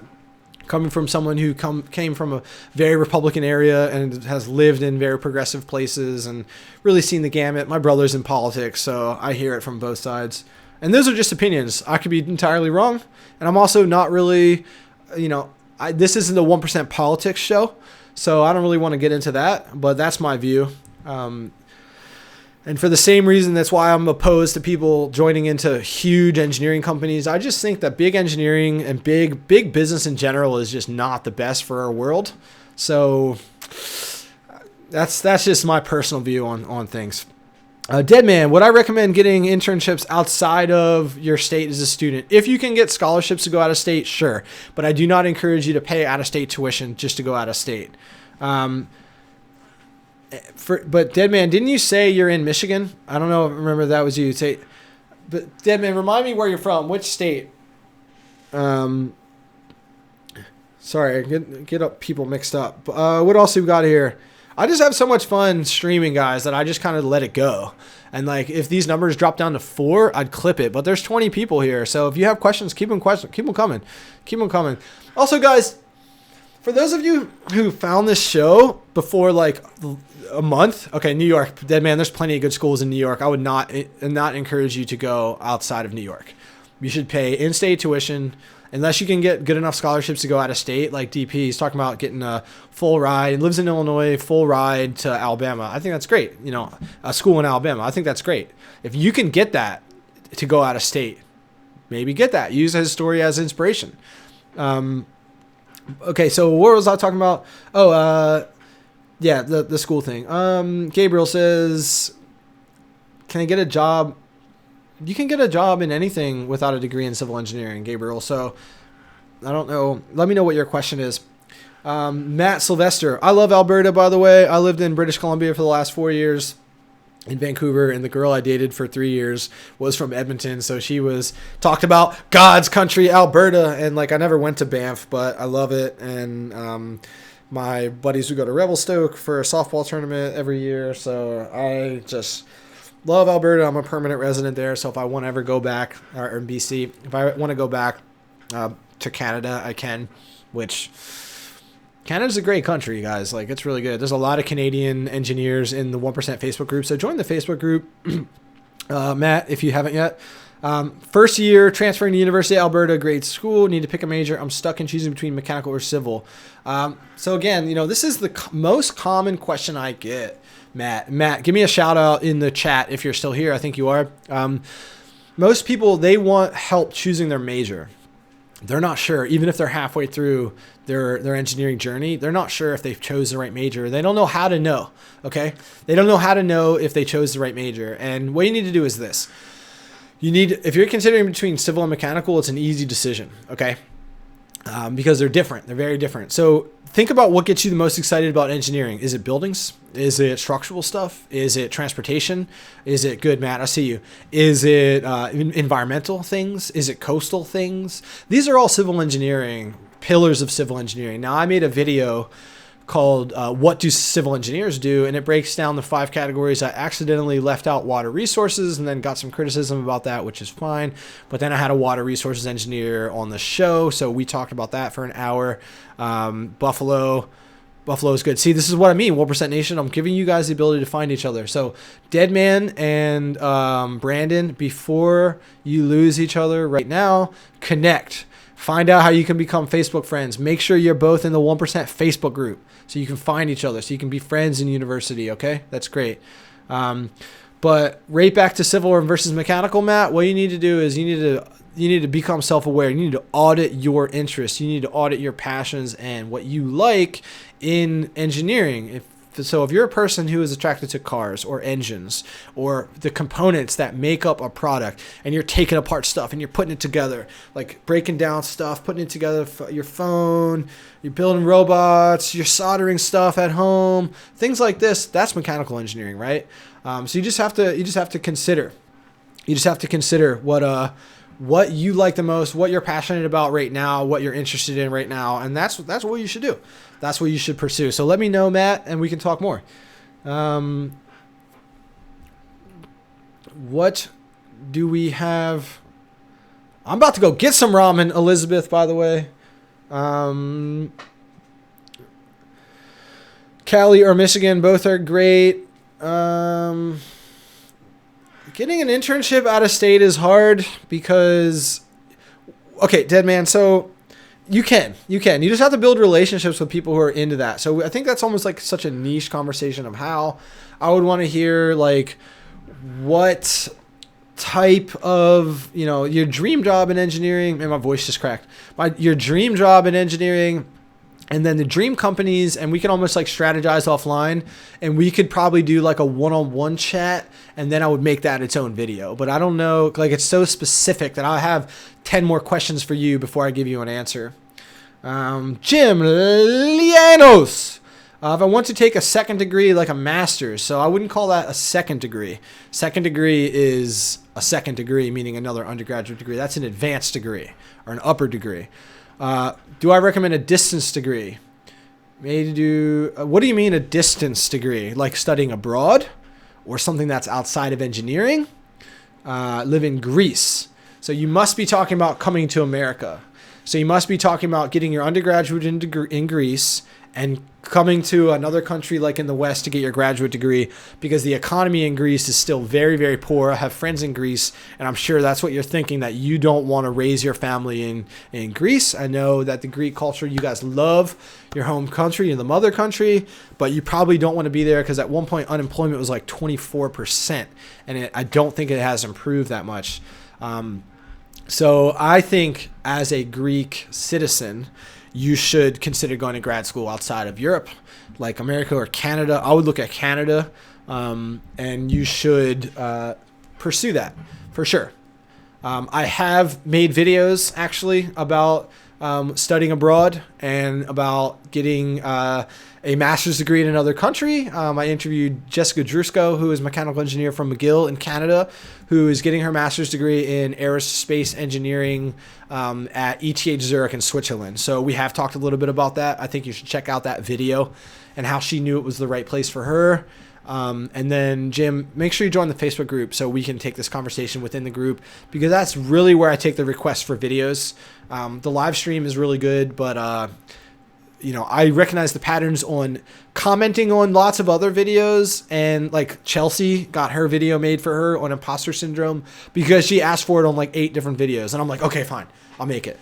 So that's what you need to do. What do we have here? What do I think about Bitcoin? I think cryptocurrency is, so let's talk about blockchain and Bitcoin real quick. So guys, I know this is hard to understand, but Bitcoin, there's 3 levels here.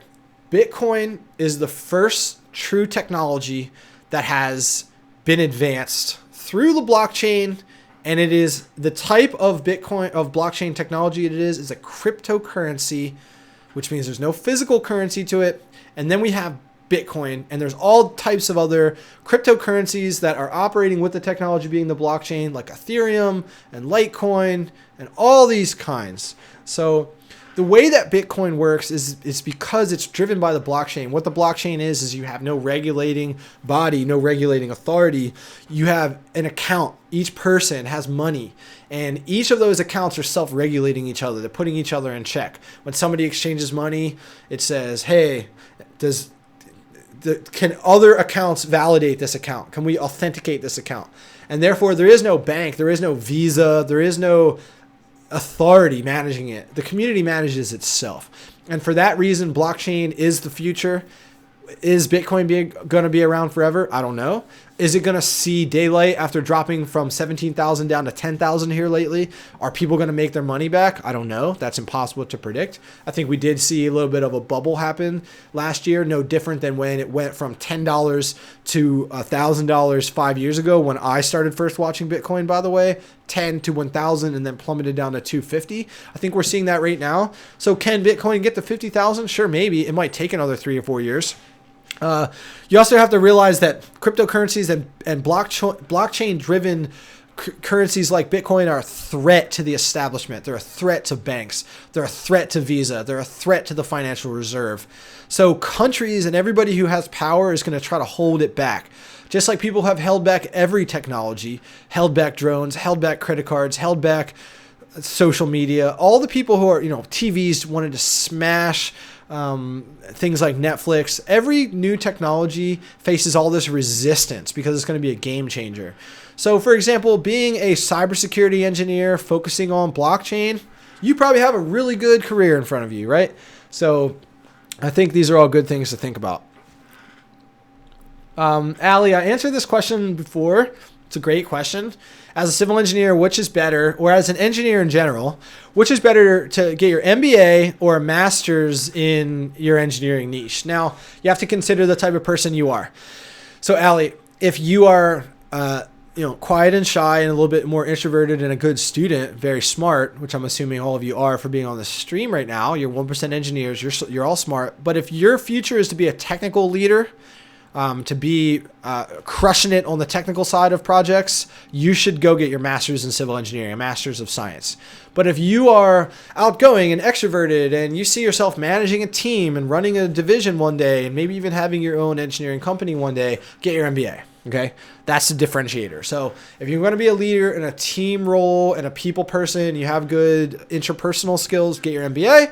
If you're quiet and shy and introverted and just want to be a technician and be an expert in something, that's equally as good. Every MBA person needs a team of technical leaders. Then you should get your master's of science. I made the biggest, or not the biggest, but I made, yeah, it's crazy, right? I'm on this stream for almost 3 hours crushing it.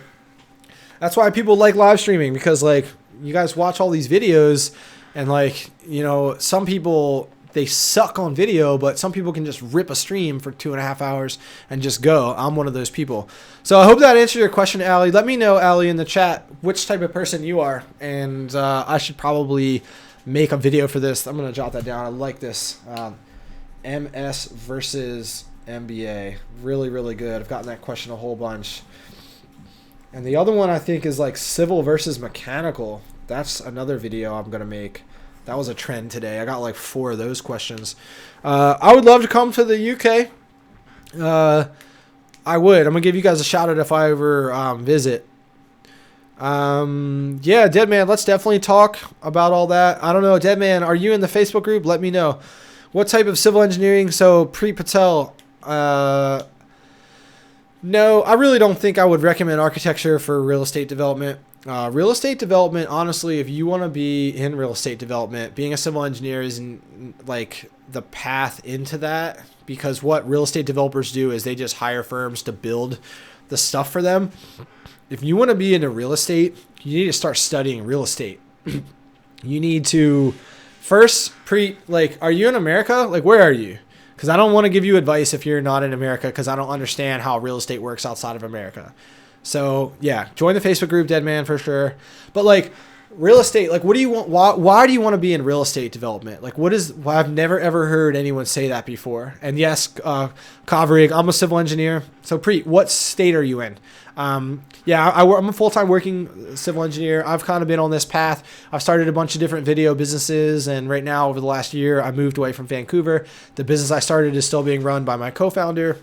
So I'm kind of on this career destiny. That's why I started this YouTube channel, because I'm building a platform and an audience. I don't know what's going to happen with this, but I'm kind of on this entrepreneurial journey where I'm not going to really work as a full-time engineer for my whole life. I'm pretty sure I'm going to end up starting a business, making videos for engineering firms, or I do a lot of TEDx stuff, helping TEDx speakers be successful on YouTube. After I've proven that I can be successful on YouTube, I'll be a coach for them. I don't know, but I'm kind of on this journey where I'm deviating from engineering. Not because I don't like engineering. I clearly like engineering. I'm just not passionate about like engineering projects. I'm really passionate about mentoring. I'm really passionate about making videos. I'm really passionate about business, and audience is the new currency. Community is the new currency.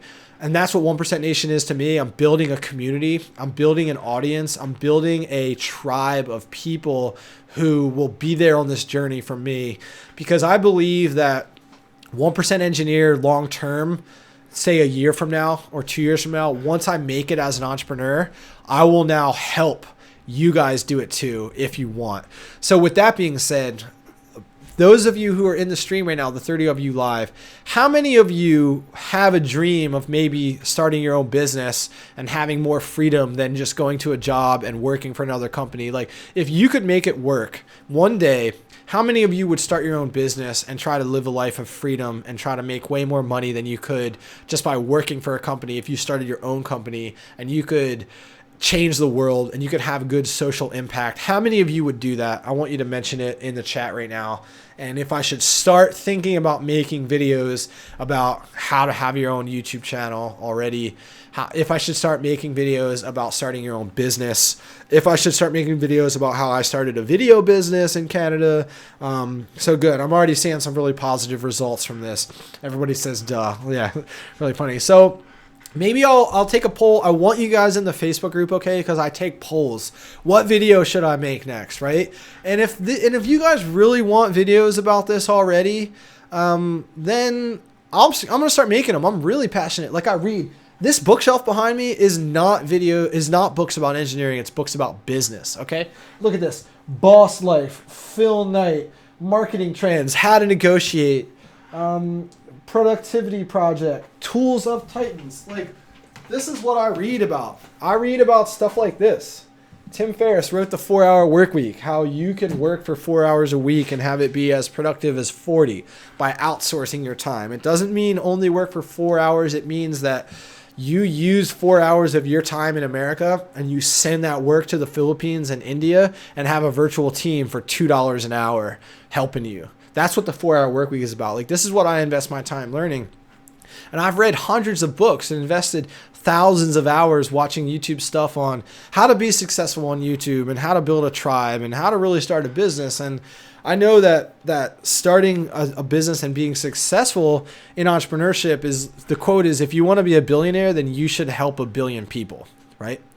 So that's what you guys should start thinking about right now. This is tip number 1 is, what problems do you see in your world right now, and how can you solve those problems for people? And if you offered a product or a service, like this YouTube channel is successful because I solve problems for you guys, right? And there's no money. Like, I don't have a business set. I'm not selling products. But this is successful because it solves a problem that you guys have. And if this channel gets big enough, I'm sure that there's a way to make money from it. I don't really know. That's not the plan with it. I'm going to use this success to maybe help TEDx speakers be successful on YouTube because they have money to spend. You guys don't have any money to spend, so I don't even try.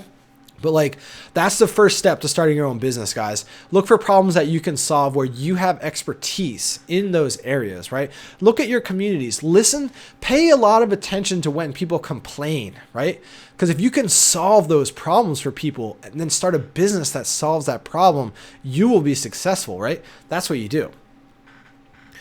Shy and really anxious is okay if you want to be an entrepreneur, dead man. I encourage you to go to the podcast called How I Built This by NPR and find the podcasts of the guy who started Zappos, the shoe company that sold to Amazon for over $1 billion, because the guy who started that, his name is Tony something, quiet, shy, introverted Asian guy. And not an entrepreneur at all on the surface, but he was smart enough to build a product because he saw this opportunity, this problem that people were buying like all types of shoes and taking them home and trying them on when they only really wanted one. So he created the online version of that, which is Zappos, and he was quiet and shy. So don't be self-defeated with your limiting doubts, right? Like, don't believe that you're not good enough because you're quiet and shy. You are most likely good enough. So just go ahead and do it. Go ahead and try stuff. Like, you have to believe in yourself. So Gabriel, the difference between civil and structural engineering, I already have a video on that. It's called What Do Civil Engineers Do? It's blue. It's the 3rd most watched video on this channel. Structural engineering is a facet of civil engineering. Structural engineers are all civil engineers. You cannot become a structural engineer without becoming a civil engineer. That's just how it goes. So it's a specialization within civil. And I want to keep this entrepreneur conversation going. I'm actually impressed that all you guys are saying you would start your own business. I love this. I will make a video on how to start a business. I love this.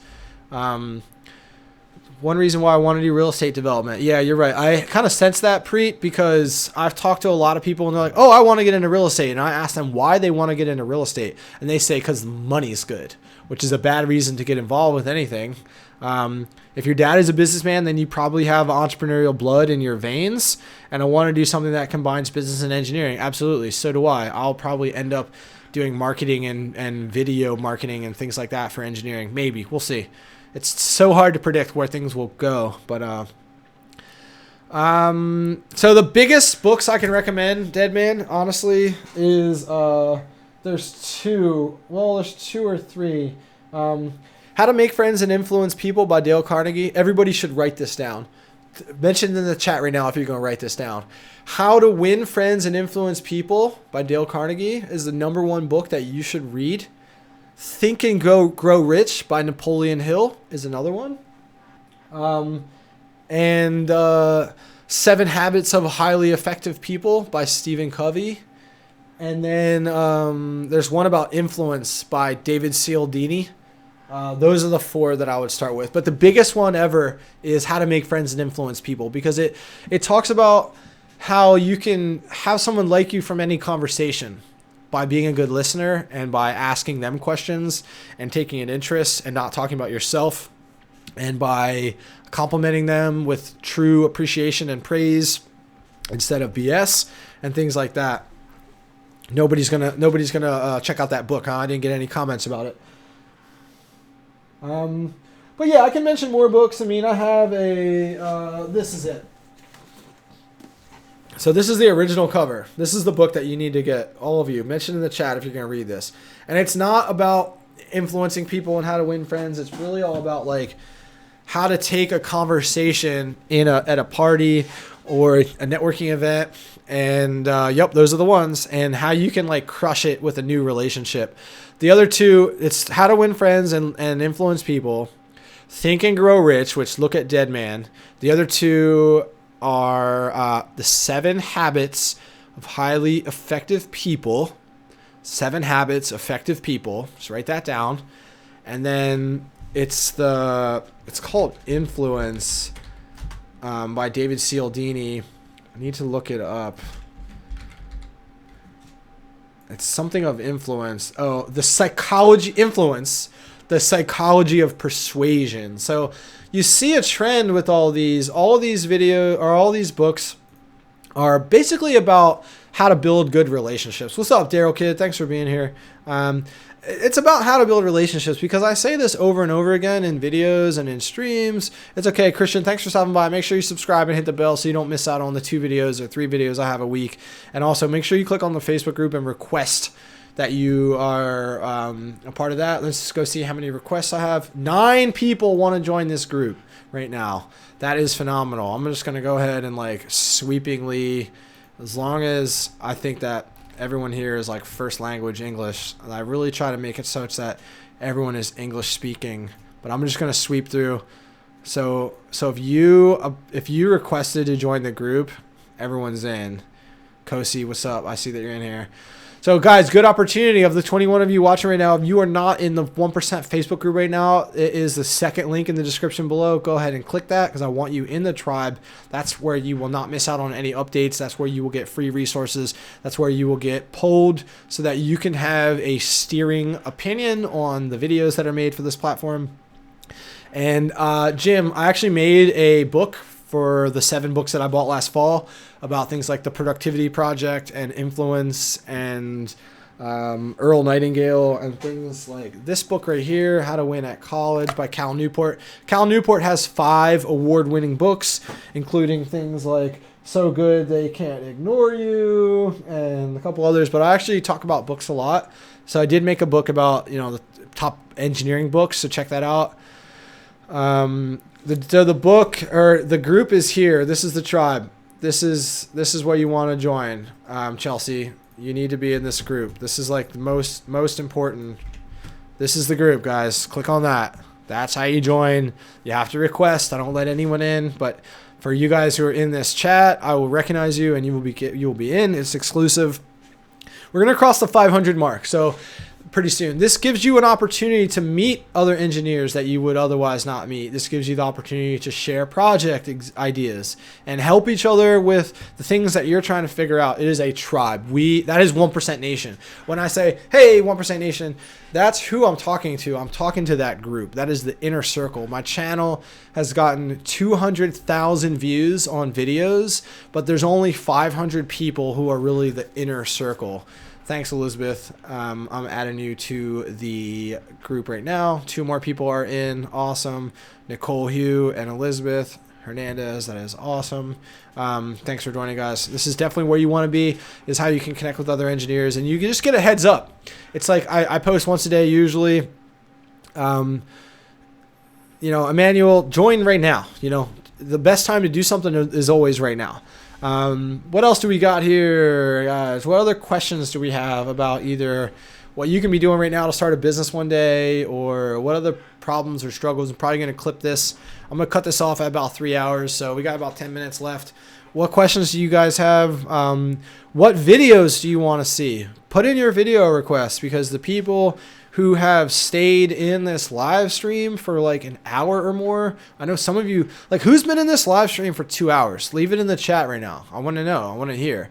But what type of videos do you want about, more than just starting a business? Because I just got that request. I wrote that down. Start a business. I love that. What do you guys want to know about? What final questions do you have? Try to be a blogger. What can you do what's up, Salma? Thanks for this question. So how you become a blogger is you start blogging. Okay. You just start doing it. You blog about what you're doing right now. Like, for example, Selma, if you are trying to figure out the best civil engineering project or the best school, or you're trying to figure out the best classes to take next year, blog about your life as a civil engineering student. Just blog about that, because there are people who are like 6 months before you, a year before you, 5 years younger than you, trying to figure out the stuff that you know right now. I know it's really hard for young people to realize this, but there are people who are on YouTube and blog platforms.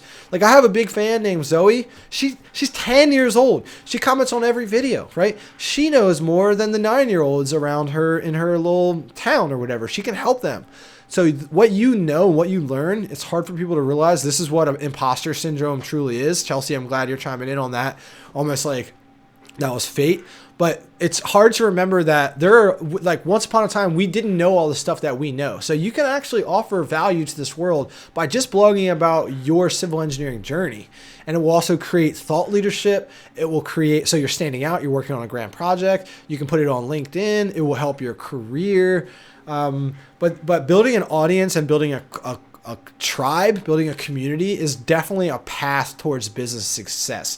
Because I talk about this a lot. Like, if I wanted to do a Kickstarter to make some big engineering project where I interviewed like 50 women and minority engineers and needed like $15,000, $20,000 to do it, and did this Kickstarter, I bet you a lot of you guys, because you appreciate this community, would share that with all your friends and family. So everybody I know and everybody I'm connected to could hopefully contribute a little bit of money towards it. Like, having an audience and having a community is a really powerful thing when you're trying to start that next thing. So your idea of starting a civil engineering blog or blogging about whatever you want, you can blog about avocado cupcakes, whatever you want, your favorite ramen businesses. Like, there are people out there who want to know that information. So I encourage you to just start. Go on Medium. Medium.com is a place where you want to host your blog. That's the next wave of professional, very popular, polished blog content. Okay, what do we got here? Yep, I'm going to do the electrical engineering day in a life video for sure. Structural engineer. Chelsea, I think you may have stepped away, but I answered this question. You need to learn more about physics and statics, like structural analysis is its own science. So the stereotypical sciences, you don't really need to know them, like the biological or the chemical sciences. You don't really need to know them as a structural engineer. You need to know material science engineering, and you need to know dynamics and like mechanics of materials type stuff, like how concrete and wood all interact. So you probably need to go to Coursera and start looking at free classes about civil engineering and just learn more about the physics behind civil engineering. So get your final questions in right now, because I'm about to run, guys. Been doing this. This is the longest stream I've ever done. There's been several times where I just started thinking it would be 30 minutes and it went to 2 hours, and I've always clipped it at 2 hours. This stream started late, and usually I release like a good video on Saturday, so just stream for forever on on Saturday instead of releasing a video. So if you have any final questions, guys, go ahead and drop them in the chat and I'll answer those. If this is your first time here, make sure you subscribe to the channel, because I release 2 or 3 videos a week, as you can see, and really just offer, day in the life of an EE is like the next video I'm working on. If I release the video tomorrow that's already recorded, I have a video of do engineers actually party? Kind of like, do engineers have a social life? I noticed that one, can engineers party? Do I have any civil engineering book recommendations? I don't recommend that you read about civil engineering. I recommend that you read about how to be successful in your business career, which is all about the books we've already talked about. So like this, This is the #1 book. If you want to read, I'll keep this up here. If you want to read about civil engineering, just Google and watch YouTube videos about civil engineering. That will definitely help you. But like, I don't teach civil engineering. I teach about how to be successful in engineering. So I don't know. I don't know. That's a tough question, Rosetta. Thanks for stopping by the way. I know you were there for last week's live stream. Please make a video about civil engineering and programmer at the same time. So what do you mean, Gabriel? Like, do you want to take computer science classes and be a civil engineer? I know we got a little bit of a language barrier. No problem, Emmanuel. Gerard, thanks for stopping by. I think you're new to the stream. Go ahead and subscribe because I release like 3 videos a week for engineering. Phoenix, I don't know a whole lot of Spanish. I could say some sort of stuff, but I'm not a Spanish speaker, so I don't mess with it. Post party life pics. What, like my party life or your party life? Medium.com, Selma, is where you want to start your blog right here. Medium.com. Medium, literally like the word medium. So it's, last time I checked, they had like 70 million return visitors a month. It's like the LinkedIn of blogging. It's serious. It is professional. It has a big audience. That's where you want to blog. You don't want to do it on Blogger. You don't want to do it on Tumblr. You don't want to just have your own native blog. Just do it on Medium. It's free. You can use 5 hashtags per article. So you can hashtag civil engineering and design and architecture or whatever and talk about whatever you want. So, okay, guys. Unless you have any final questions, I want to thank you so much. I'll probably let this go to 3 hours because I think that's cool. But prospective students that they can still party. Yeah, I noticed that that's what the video is about, is actually what type of skill set do you want to develop, Adrian? How you develop any skill set is you practice, you hone your craft, you do it, you create, you actually act, right? That's how you do it. You do stuff, build stuff, do stuff, try stuff, create stuff. Yeah, I think any civil engineer or any engineer in general that knows how to code as well, Gabriel, that's a very powerful position. So I'd highly encourage you, if you like coding, to work on that on the side as well. No problem. So Elizabeth, that's a great question. I asked the tribe like 2 days ago or earlier last week, what's the best? And most people said Eastern time at noon on Saturdays. And that works for me maybe a little bit better than during the week. So I'm going to try, but just like today, I like polled my Instagram. I have like 1,100 followers on Instagram. I polled them to see if they could make the live stream tomorrow or today at noon. And then my like best friend asked me for lunch and I never see him. So I delayed it by 3 hours. So that's kind of the fear of setting up. Best engineering school in Canada is Waterloo. And then University of Toronto is pretty good. McGill's pretty good. Waterloo is the direct answer to that, Gerald, sorry. Definitely. Chelsea, I think I already accepted you, to be honest. I think you're in. Oh, no, here you go. Approve. There you go. I got like 20 new people in the group today. To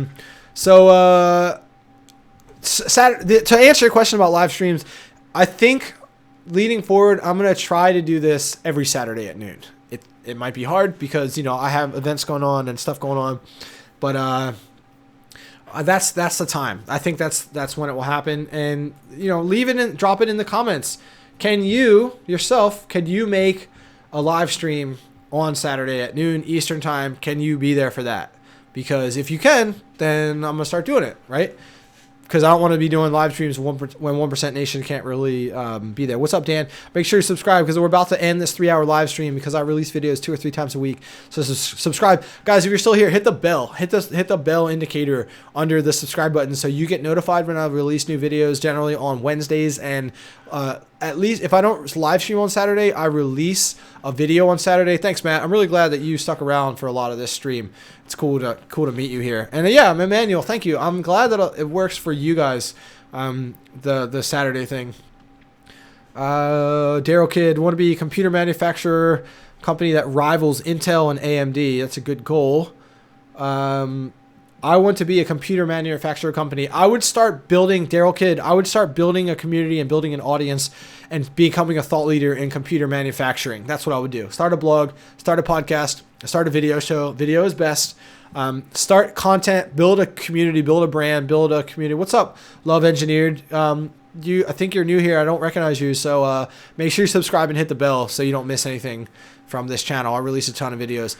12 noon, 12 p.m. Eastern Standard Time. Live stream. Saturdays, if I can. And if you guys are in the Facebook group, you will get inside access. If you follow me on Instagram, you will get updates about what I'm doing. I usually announce the live streams. Like, I honestly should be streaming this on Instagram Live as well. I really should have this whole time. I need to start doing that. I need to get a tripod for my phone so I can do that.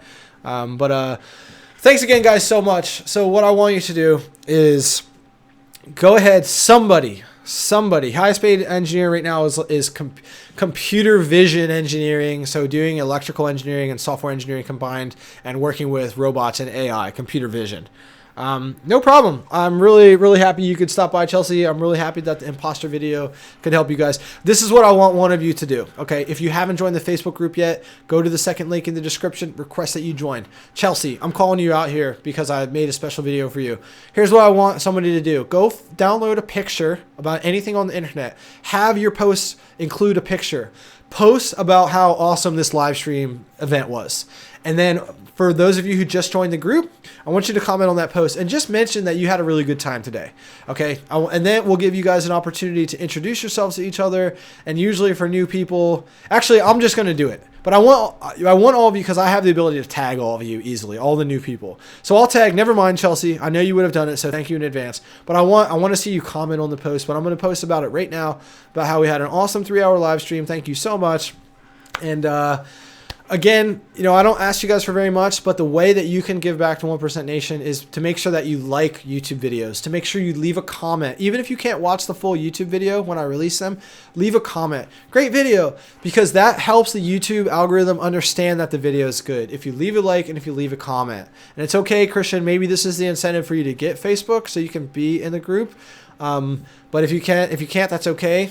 Subscribe to the channel and hit the bell so you don't miss any live streams, so you don't miss any videos, so you can engage and comment, and that you can leave likes. So that's the way that you can help me out, guys, because I have this big vision for where this community is going. I don't really know how to get there, but I know that helping millions of you guys and never stopping to release videos is a path for that, and a part of the YouTube success is in bed with both of those goals. So what is my Facebook? I get lots of personal requests from people. I only accept them after I've gotten to know people, because otherwise my friends would max out. The best way you can build a relationship with me is through the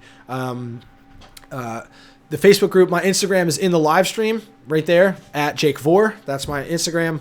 So you can see it right there. I will link it here if you guys want that. This is my Instagram right here. So go ahead and find me. I grew up in Maryland. I'm from the U.S. Thanks, Savajoit. I live in Delaware, so it's the second smallest state in the country. Most people don't even know about it. But thanks again so much. I'm going to clip the questions here. I really appreciate it. Again, leave a like on whatever videos you guys find. Tell your friends. Share these videos. Seriously. Thank you, Elizabeth. Thank you for being here. I really appreciate you being a part of 1% Nation. If you think that these videos help you guys, I make them to help as many engineers as possible. Put them on Reddit. Share them with your friends, right? Tell your friends about this community that is out to just help you guys succeed. I want you to crush it.